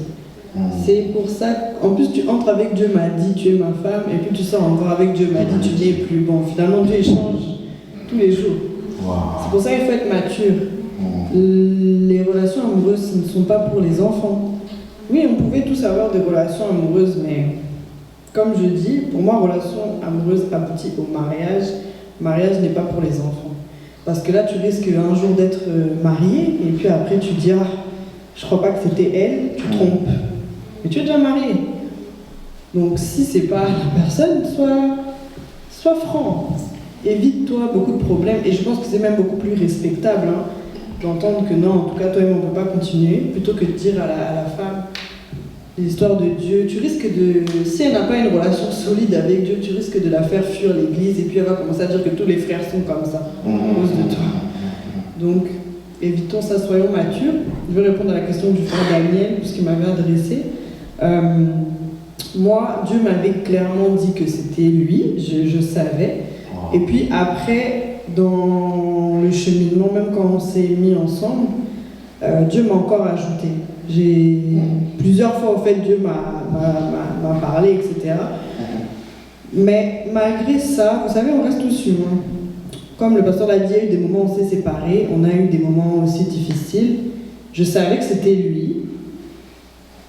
Mais entre-temps, même, j'ai eu une autre relation. Quand lui et moi, on n'était plus ensemble, j'ai eu une autre relation, bien que je ne savais que c'était pas bon, cette relation. C'est pour ça que je veux dire, on est tous humains. Même quand Dieu te dit, tu restes humain. Comme j'ai vu que ça ne marchait plus, Dieu m'a dit, mais ça ne marche pas. J'ai eu quelqu'un d'autre. Mais Dieu me disait clairement, quitte cette personne. C'est pas cette personne que je t'ai réservée. Et moi, je voulais la facilité. Je me disais, l'autre là, il est bien, il y a tout. Donc... Mais je me rappelle, au tout début, même quand je suis entrée avec l'autre personne, J'arrive un jour à l'église, je m'assois et j'entends encore une fois clairement Dieu me dire « Tu connais là où elle est ta place, alors arrête de forcer dans cette relation. » Mais vous savez, dans tout ça là, je suis restée encore dans la relation. Je suis encore restée. Et puis au bout de, je pense, 5 mois, 6 mois peut-être, bon, on a mis terme. Mais je savais que ce que j'avais fait n'était pas bien. Mais dans tout ça, vous savez, il y a des conséquences aussi. La conséquence de ça, c'est qu'à un moment, avec l'entourage de cette personne-là que j'avais eue, je n'ai plus eu une bonne réputation parce que le frère avait inventé des choses qui n'étaient pas vraies. Mais vous voyez les choses que j'aurais pu m'éviter.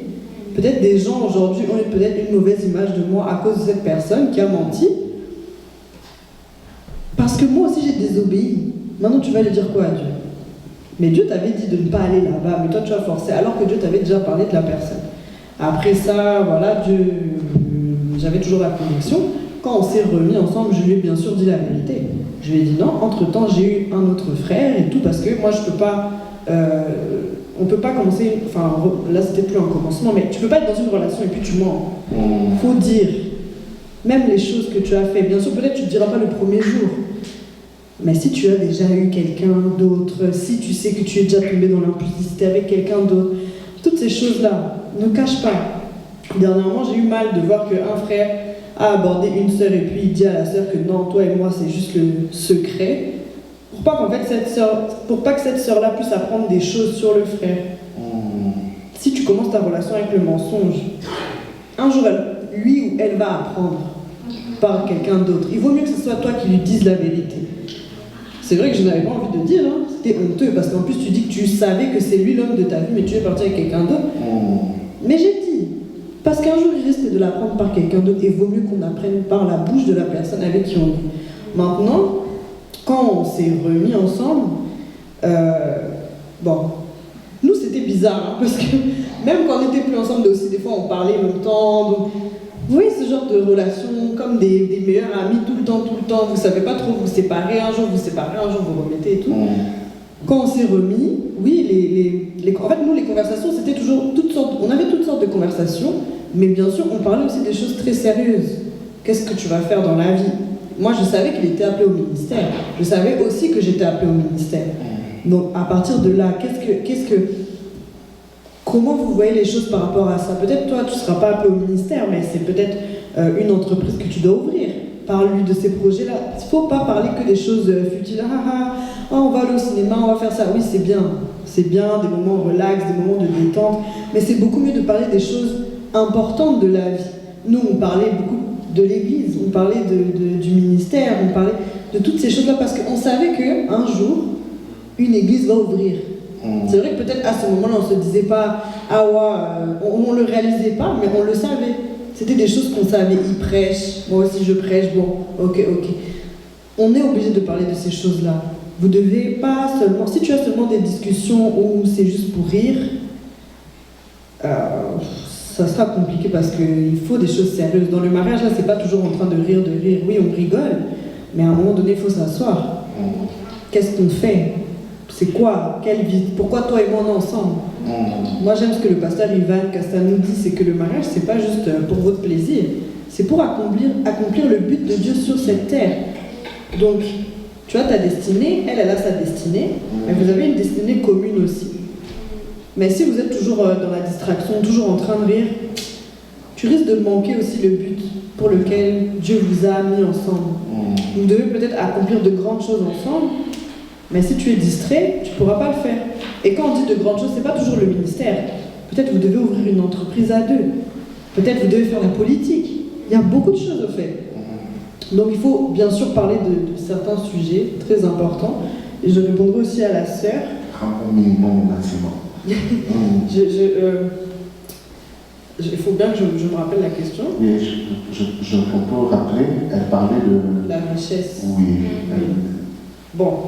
Tout le monde va définir la richesse différemment. Moi, je pense que la première des choses, c'est est-ce que tu es avec un chrétien ou une chrétienne? Ça, c'est la plus grande richesse qu'on peut avoir. Des fois, les gens vont dire non, mais c'est la... Oui, mais même c'est biblique.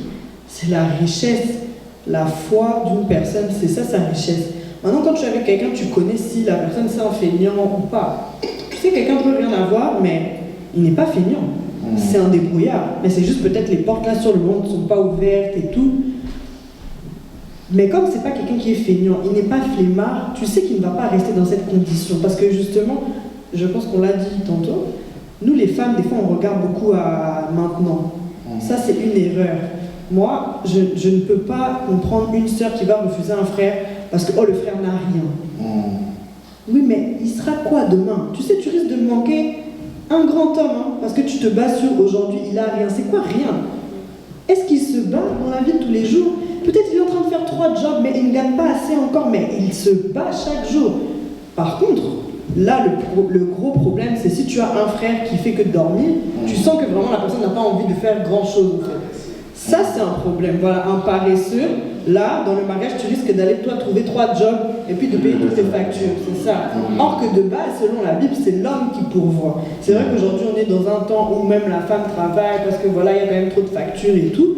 Mais à la base biblique, c'est l'homme qui ramène l'argent, qui paye, et puis la femme reste à la maison avec les enfants. Vraiment, c'est ça. Maintenant, aujourd'hui, c'est difficile. C'est vraiment difficile dans la société en Occident. Tu seras obligé de mettre toi aussi peut-être un rien de côté et tout. Mais il faut que tu connaisses qui est en face de toi. Et puis, là je parle à mes sœurs, c'est que nous on est des femmes.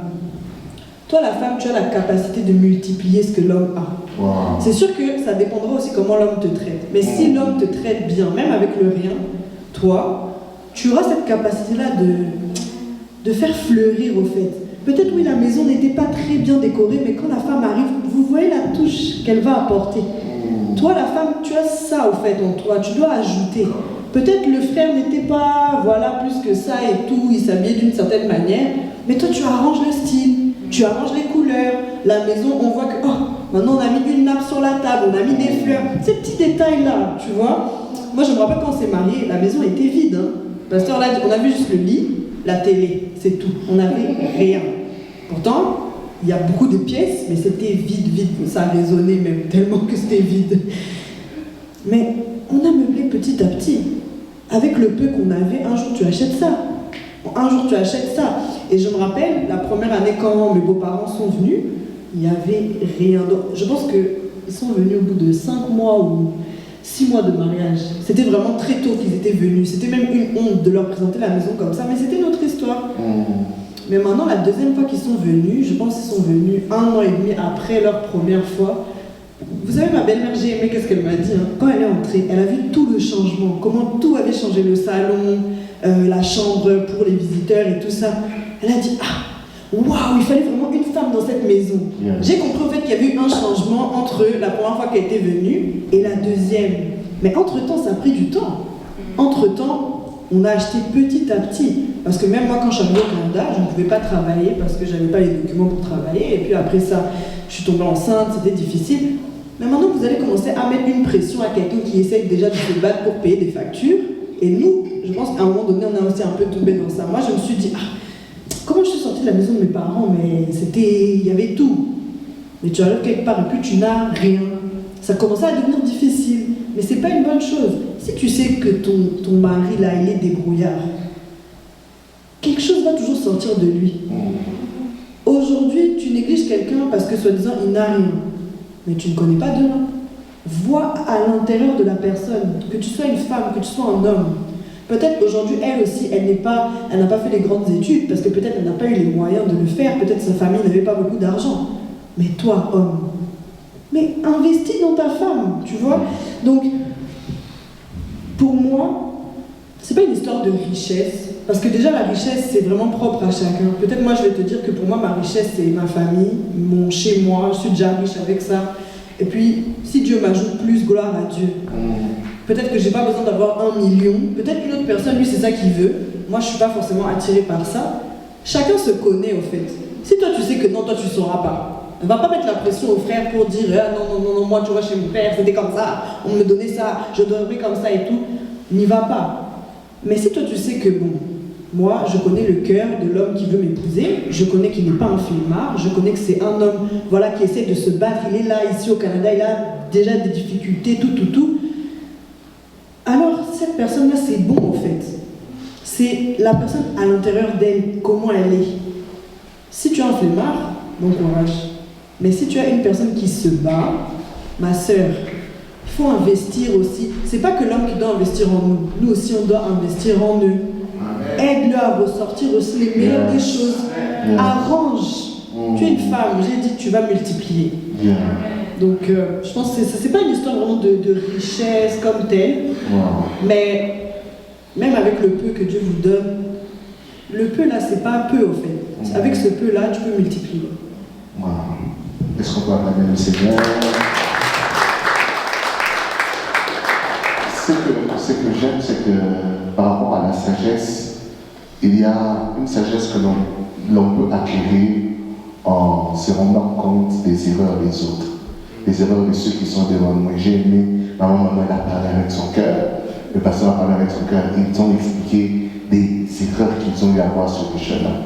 Et on peut tirer la sagesse en se référant aux histoires, aux erreurs des autres pour ne pas tomber dans les mêmes histoires. Amen. Alors on va finir avec quelques questions pertinentes en ligne. On en a 3, on prendra peut-être 2 s'il y en a dans la salle et nous allons clôturer parce qu'on sait qu'on revient le samedi prochain et on aura encore le temps de parler. Cette fois-ci, on va beaucoup plus toucher l'aspect du cheminement. Mais il y a quelques questions qui sont pertinentes, on aura le temps de les traiter. Premièrement, il y a quelqu'un qui pose une question. Comment faire si plusieurs frères ou plusieurs sœurs me plaisent en même temps? Donc, j'ai la capacité dans mon cœur d'aimer plusieurs personnes au même moment. Bon, c'est la question qui passe comment? Il est sincère. C'est chacun sa grâce. Voilà, tout le monde a les capacités. Ça dépend de la capacité. Une deuxième question qui a été très pertinente. Une relation doit-elle s'arrêter à cause des erreurs commises sur le cheminement? Autrement, est-ce que, à cause de certaines erreurs, est-ce qu'il y a des erreurs, lorsque vous les voyez sur le cheminement, elles peuvent être des agents causaux de rupture? On peut prendre une troisième question rapidement. Comment équilibrer ma vie spirituelle et une relation amoureuse sans que l'un ne prenne les dessus sur l'autre? Et il y a une dernière qui semble être aussi très intéressante, c'est comment surmonter la peur de l'échec ou du rejet dans une relation.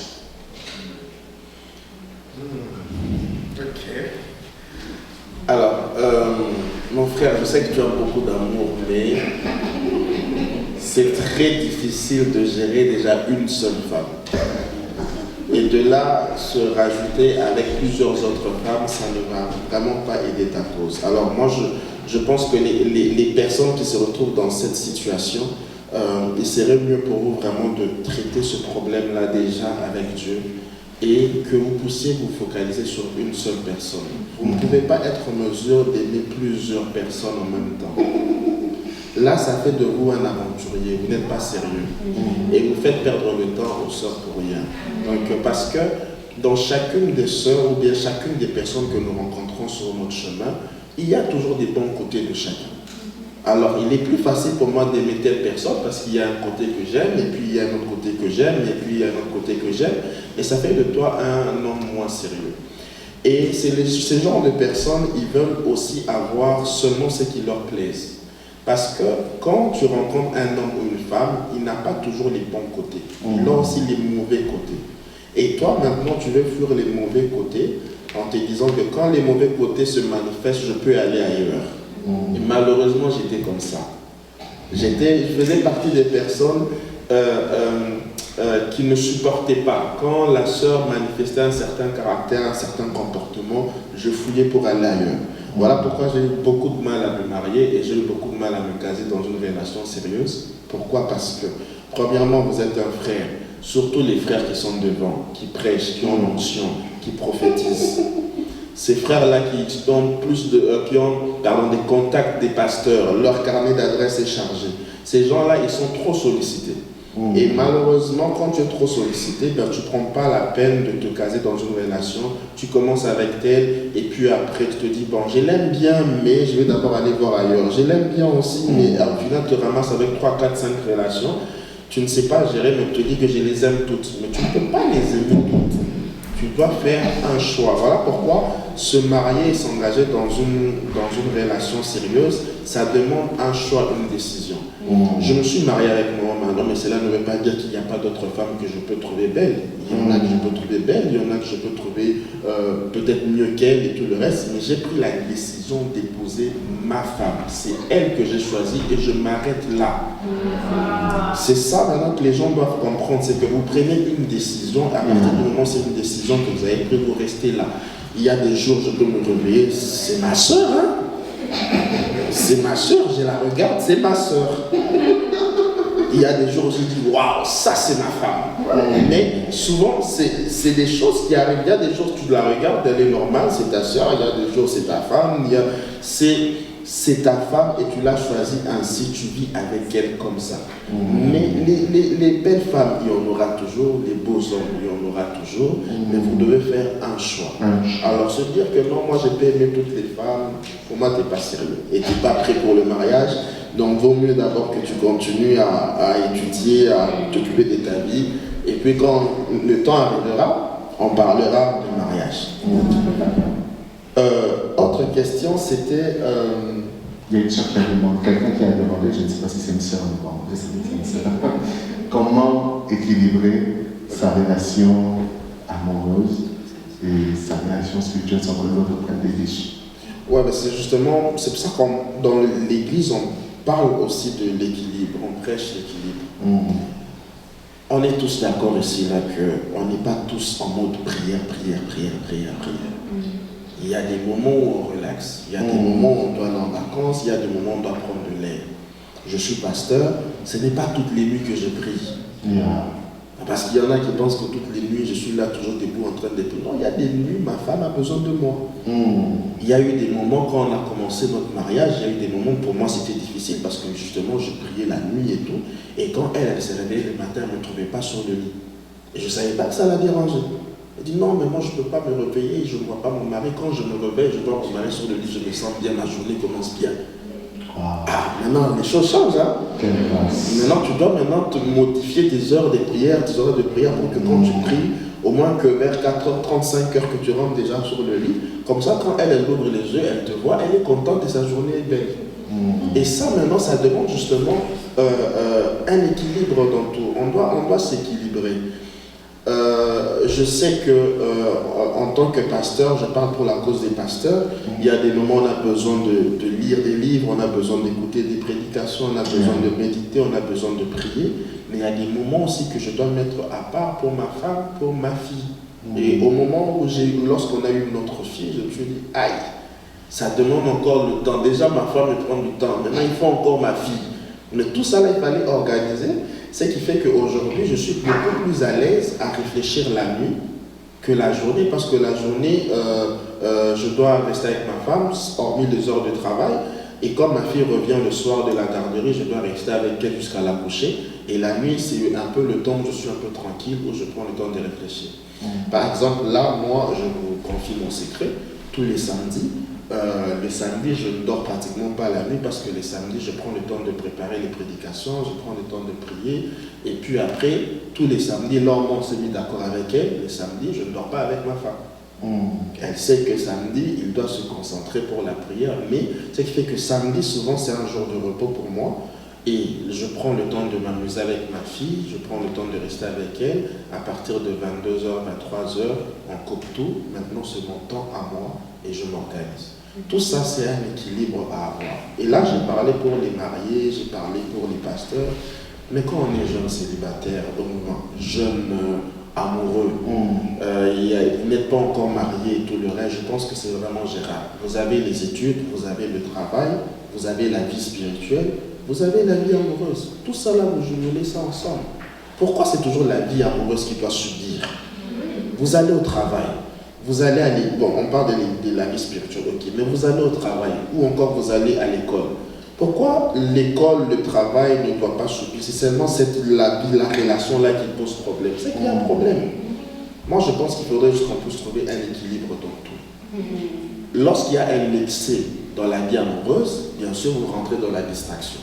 Lorsqu'il y a un excès dans le travail, bien sûr, tu es déséquilibré parce que tu vas frustrer la personne avec qui tu chemines.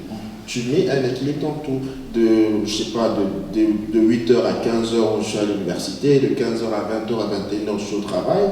Quand je rentre, c'est vrai, je suis fatigué, mais entre-temps, on peut parler au téléphone, on peut rester au téléphone de 21h à 22h à 23h. Au moins, chacun a son temps, et puis après, on évolue. Parce qu'elle aussi, entre-temps, elle était aussi au travail, elle était à l'école. Votre temps à vous, c'est à partir de 21h par exemple, et vous discutez à 21h, vous parlez, vous discutez. S'il y a possibilité de se rencontrer dans un lieu public, vous vous rencontrez dans un lieu public, et même si c'est l'hiver, vous vous retrouvez dans un lieu public. Parce que cette histoire-là, non, c'est l'hiver, viens chez moi à la maison, non. Parce que ça arrive souvent aussi malheureusement, surtout dans ce pays, comme c'est l'hiver, on a cette facilité à dire non, viens c'est moi à la maison parce que je n'ai pas la force de sortir. Non, parce que là tu t'exposes à des problèmes qui sont difficiles à gérer. Bien mieux, laissez-moi vous dire une chose. Évitez de vous exposer à des problèmes spirituels inutiles. Vivez comme vous pouvez, discutez-vous avec la sœur ou je ne sais pas quoi, ça va aller. Mais rentrez dans l'impudicité, dans le péché, vous vous attirez d'autres démons encore et c'est compliqué. Il vaut mieux éviter ça, vivez comme vous pouvez, mais vraiment, on en c'est l'hiver, on doit se rencontrer, je comprends, mais comme on ne peut pas, on s'appelle au téléphone, on se retrouve dans les métros, on se retrouve dans les bus, on discute, et puis après ça passe. Amen, amen. Je n'ai pas eu un bon amen de quelqu'un. Je pense que cette partie-là, on va bien garder ça pour la semaine prochaine, parce que pasteur, il y a des choses à dire là-bas. Il y a un frère qui m'a dit, ma cheminante ou ma petite amie, ce n'est pas ma petite sœur. Donc, c'est compliqué. Ce n'est pas ma... Je voudrais peut-être que maman revienne juste sur une question d'une sœur, sans doute, ou d'un frère qui dit comment gérer dans une relation la peur du péché. C'est une très bonne question. Et justement, je pense que si tu as déjà cette peur-là du rejet, il faudrait d'abord réussir à guérir tes blessures. Si tu as une peur du rejet, peut-être tu as vécu quelque chose dans la famille. Je dirais plus dans la famille parce que, bon, peut-être aussi à l'école, mais si tu es jeune, c'est sûr que c'est quelque chose qui a eu lieu. Peut-être tes parents se sont séparés, donc tu as commencé à avoir cette peur-là que tout le monde peut t'abandonner. Peut-être tu as eu un de tes parents qui est décédé trop tôt. Bon. Et ça a créé en toi ce vide-là, ça a créé en toi que non, tout le monde peut m'abandonner, tout le monde peut partir. Peut-être que voilà, tu avais eu des amis à l'école, mais on t'a fait des mauvais coups. Et puis tu as eu une réputation, tu t'es retrouvé seul. Donc, il y a beaucoup de choses qui peuvent créer cette peur-là de l'abandon, cette peur-là du rejet. Mais moi, je dirais à cette personne-là que si tu as cette crainte, il ne faut pas aller d'abord dans une relation. Parce que c'est pas la personne en face de toi qui va te guérir. Peu importe celui qui est en face, celle qui est en face de toi, tu auras toujours peur. Et justement, quand il va t'abandonner ou te laisser pour quelconque raison qui n'ont rien à voir même avec, voilà, c'est juste ça n'a pas marché, tu diras, ah voilà, je savais. Non, en fait, tu devais d'abord guérir. Quand on entre dans une relation, et on n'en a pas vraiment trop parlé, mais quand on entre dans une relation, il faut quand même avoir un cœur guéri de la plupart des choses. Donc si toi tu as vu que non, moi mes parents se sont séparés, moi j'ai les parents séparés. Mes parents sont séparés quand j'avais 8 ans. C'est vrai que le mariage ça me faisait très peur. Je me disais, ah mais si c'est comme ça, il ne faut pas se marier, hein. Franchement. Tu as grandi dans un endroit compliqué, peut-être tes parents n'étaient peut-être pas séparés, mais peut-être que ton père a eu plusieurs femmes, ou tu as vu ta mère se faire battre. Il y a beaucoup de cas qui font que tu peux commencer à avoir cette crainte-là de l'abandon, cette crainte-là du rejet, cette peur-là du mariage, cette peur-là des hommes. Tu vas commencer à te dire que non, tous les hommes sont pareils, toutes les femmes sont pareilles. Non, il faut se guérir. Quand tu entres dans une relation, il faut guérir. C'est vrai que la personne à côté de toi peut aider, mais il n'est pas Dieu, elle n'est pas Dieu. Tu risques même de faire de cette personne... oui, ou tu peux même être idolâtre au fait sans même le savoir parce que tu vas penser que non, c'est lui qui va m'aider à guérir. Et si ça ne marchait pas entre vous, tu vas encore nourrir cette blessure. Il faut vraiment guérir avant d'entrer dans une relation, avant d'entrer dans le mariage, parce que tu vas faire justement souffrir l'autre. Tu vas commencer à vouloir tout le temps que l'autre te parle, dès qu'il va faire quelque chose. Moi, je ne suis pas contre la jalousie, hein, mais dans une relation saine, il n'y a pas de jalousie à l'excès. Oui, il y a des choses, c'est même pas, moi, j'appelle même pas ça jalousie, mais je n'aimerais pas que le pasteur parle avec les sœurs à 23h, à minuit. C'est pas de la jalousie, c'est juste qu'il y a un cadre. Mais toi, peut-être, avec tes blessures, tu vas commencer à croire que dès qu'il parle à quelqu'un, il te trompe. Tu vas commencer à vouloir entrer sur ses réseaux sociaux. Donc, tu vas commencer en fait à mettre l'autre mal à l'aise à cause de tes blessures. Guéris d'abord. Là, la solution, ce n'est pas d'aller avec quelqu'un. La solution est de te restaurer, de te rétablir, de te relever, parce que Dieu peut le faire. Bon nombre d'entre nous, nous avons été peut-être brisés quand nous étions enfants, ou nous ne croyons peut-être pas dans les relations amoureuses, mais Dieu restaure, et ça c'est réel. Mais il faut prendre le temps avec Dieu de se restaurer. Parce que tu peux entrer dans un mariage, dans une relation, dans quoi que ce soit. C'est très dangereux même, parce que comme je dis encore, pourquoi moi je dis trop le mot mariage? Parce que je sais qu'on parle du cheminement, mais pour moi le cheminement ça va vers le mariage. C'est très dangereux d'entrer dans un mariage, mais tu as tes blessures de l'enfance. Oui, il peut y en avoir certaines qui sont restées, tu vas encore les travailler, mais tu risques de provoquer là-bas des problèmes. Femme, homme, c'est la même chose.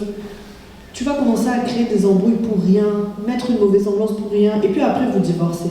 Tu ne veux pas ça, tu n'as pas envie de ça. Restaure-toi d'abord. Et puis même si le frère est déjà venu pour te dire non, voilà, j'ai envie qu'on chemine ensemble, c'est correct de dire à la personne, moi j'ai encore des blessures, j'ai encore quelque chose qui ne va pas. Frère, prie pour moi. Si tu veux vraiment qu'on soit ensemble, prie pour moi, mais moi je dois d'abord me restaurer parce que tu vois, j'ai eu ça, qui fait que je risque de ne pas être une bonne personne, pas que je le veux, mais à cause de mes blessures. Il y a beaucoup de réactions qu'on peut voir dans les couples. Au fait, tu comprends que ce n'est même pas un problème entre eux, mais c'est le background de cette personne-là. Donc, tu risques de créer un autre problème. Le mariage est déjà difficile, même lorsque tu te maries avec la bonne personne. Quand tu es avec la bonne personne, dans la volonté de Dieu, c'est déjà difficile. Il ne faut pas ramener des valises là qui ne servent à rien. Et ça, c'est important. C'est pour ça même quand on dit, tu veux aller dans une relation, ok. Mais il y a beaucoup d'étapes à voir avant. Et ton cœur, c'est très important. Comment va ton cœur? Parce que demain, tu risques de devenir une femme, tu deviens une femme insoumise.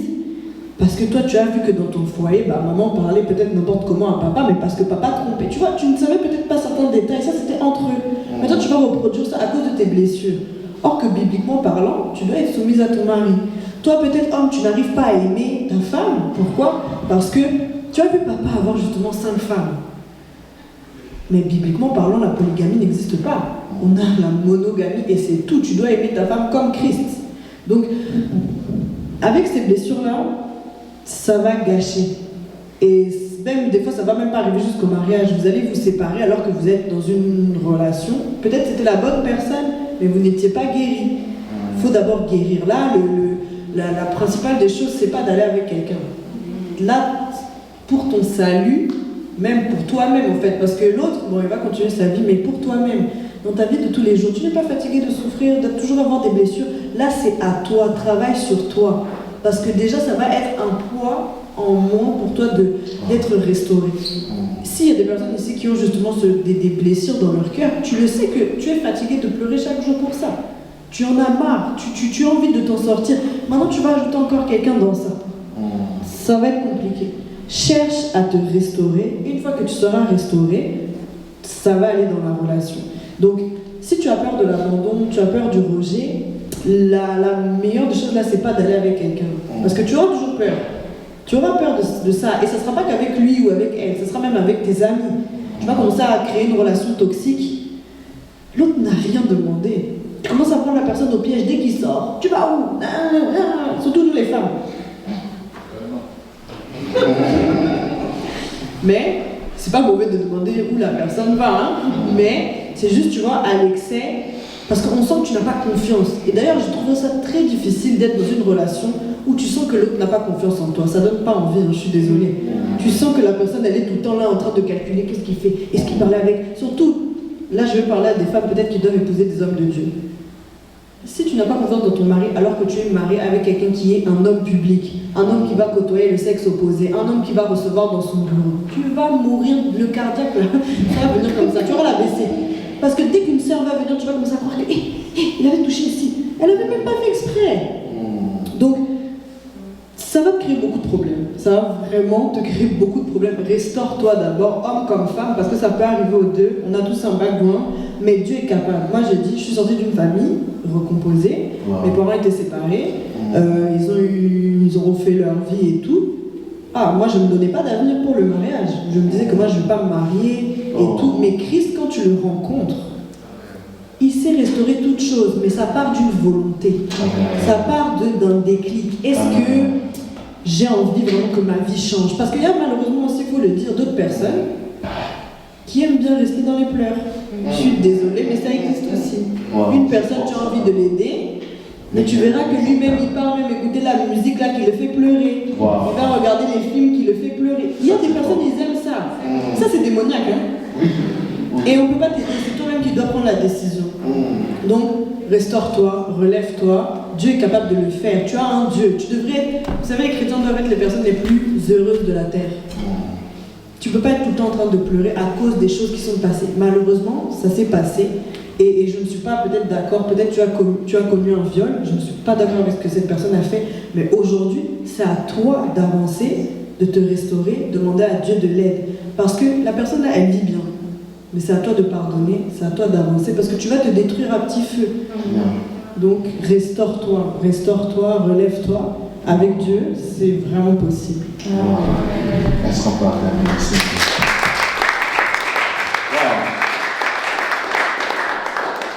Alors, je voudrais que l'on reste sur cette femme. Est-ce que quelqu'un a été béni?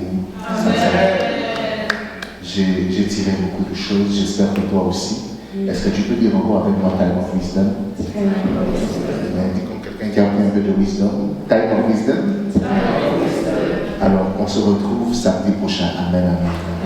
Alors, je vais rapidement passer à quelques communiqués parce que nous allons finir.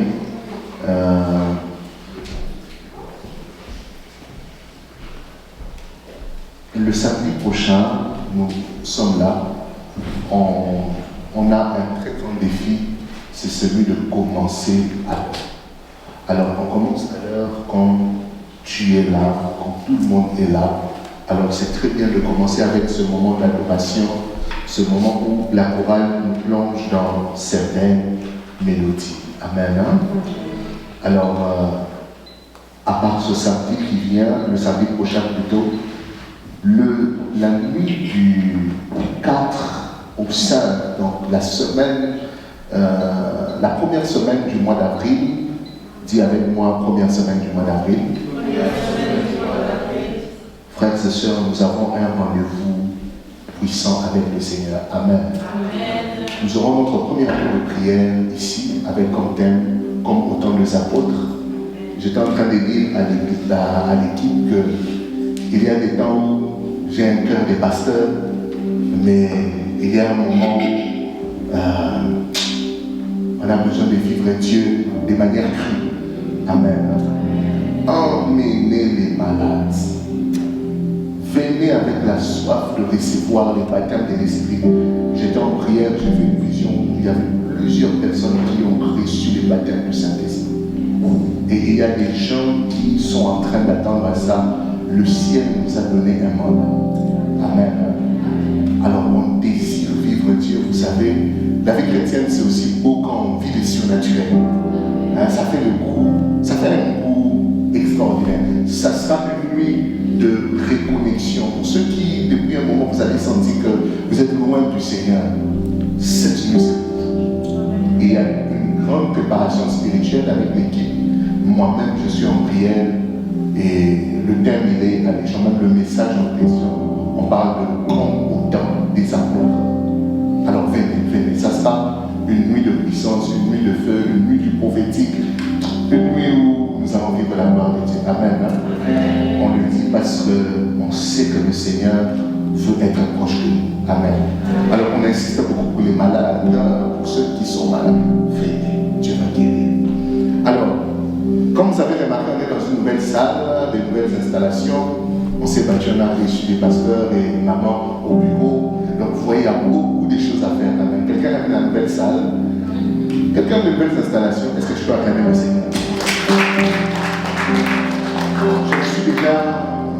Heureusement que l'équipe est très forte en décoration. Je me suis déjà vu en train d'enseigner assis.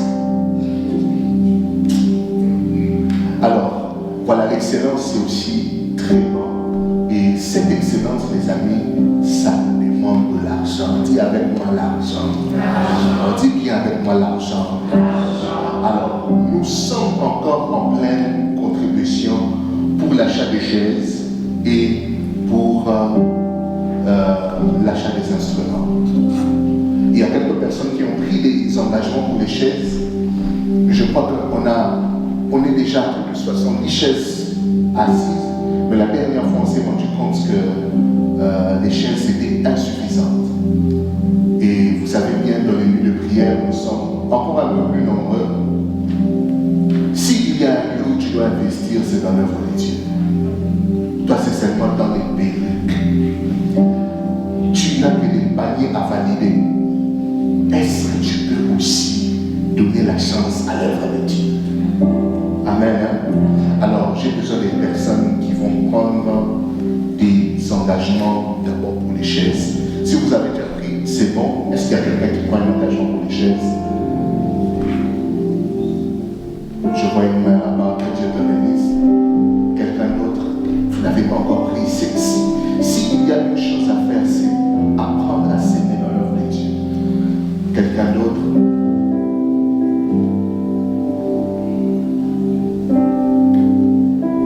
Someone else?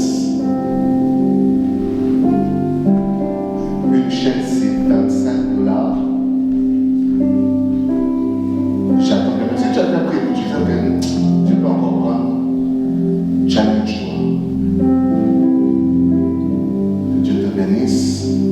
J'appelle une troisième personne rapidement. Donc, quand son argent, ça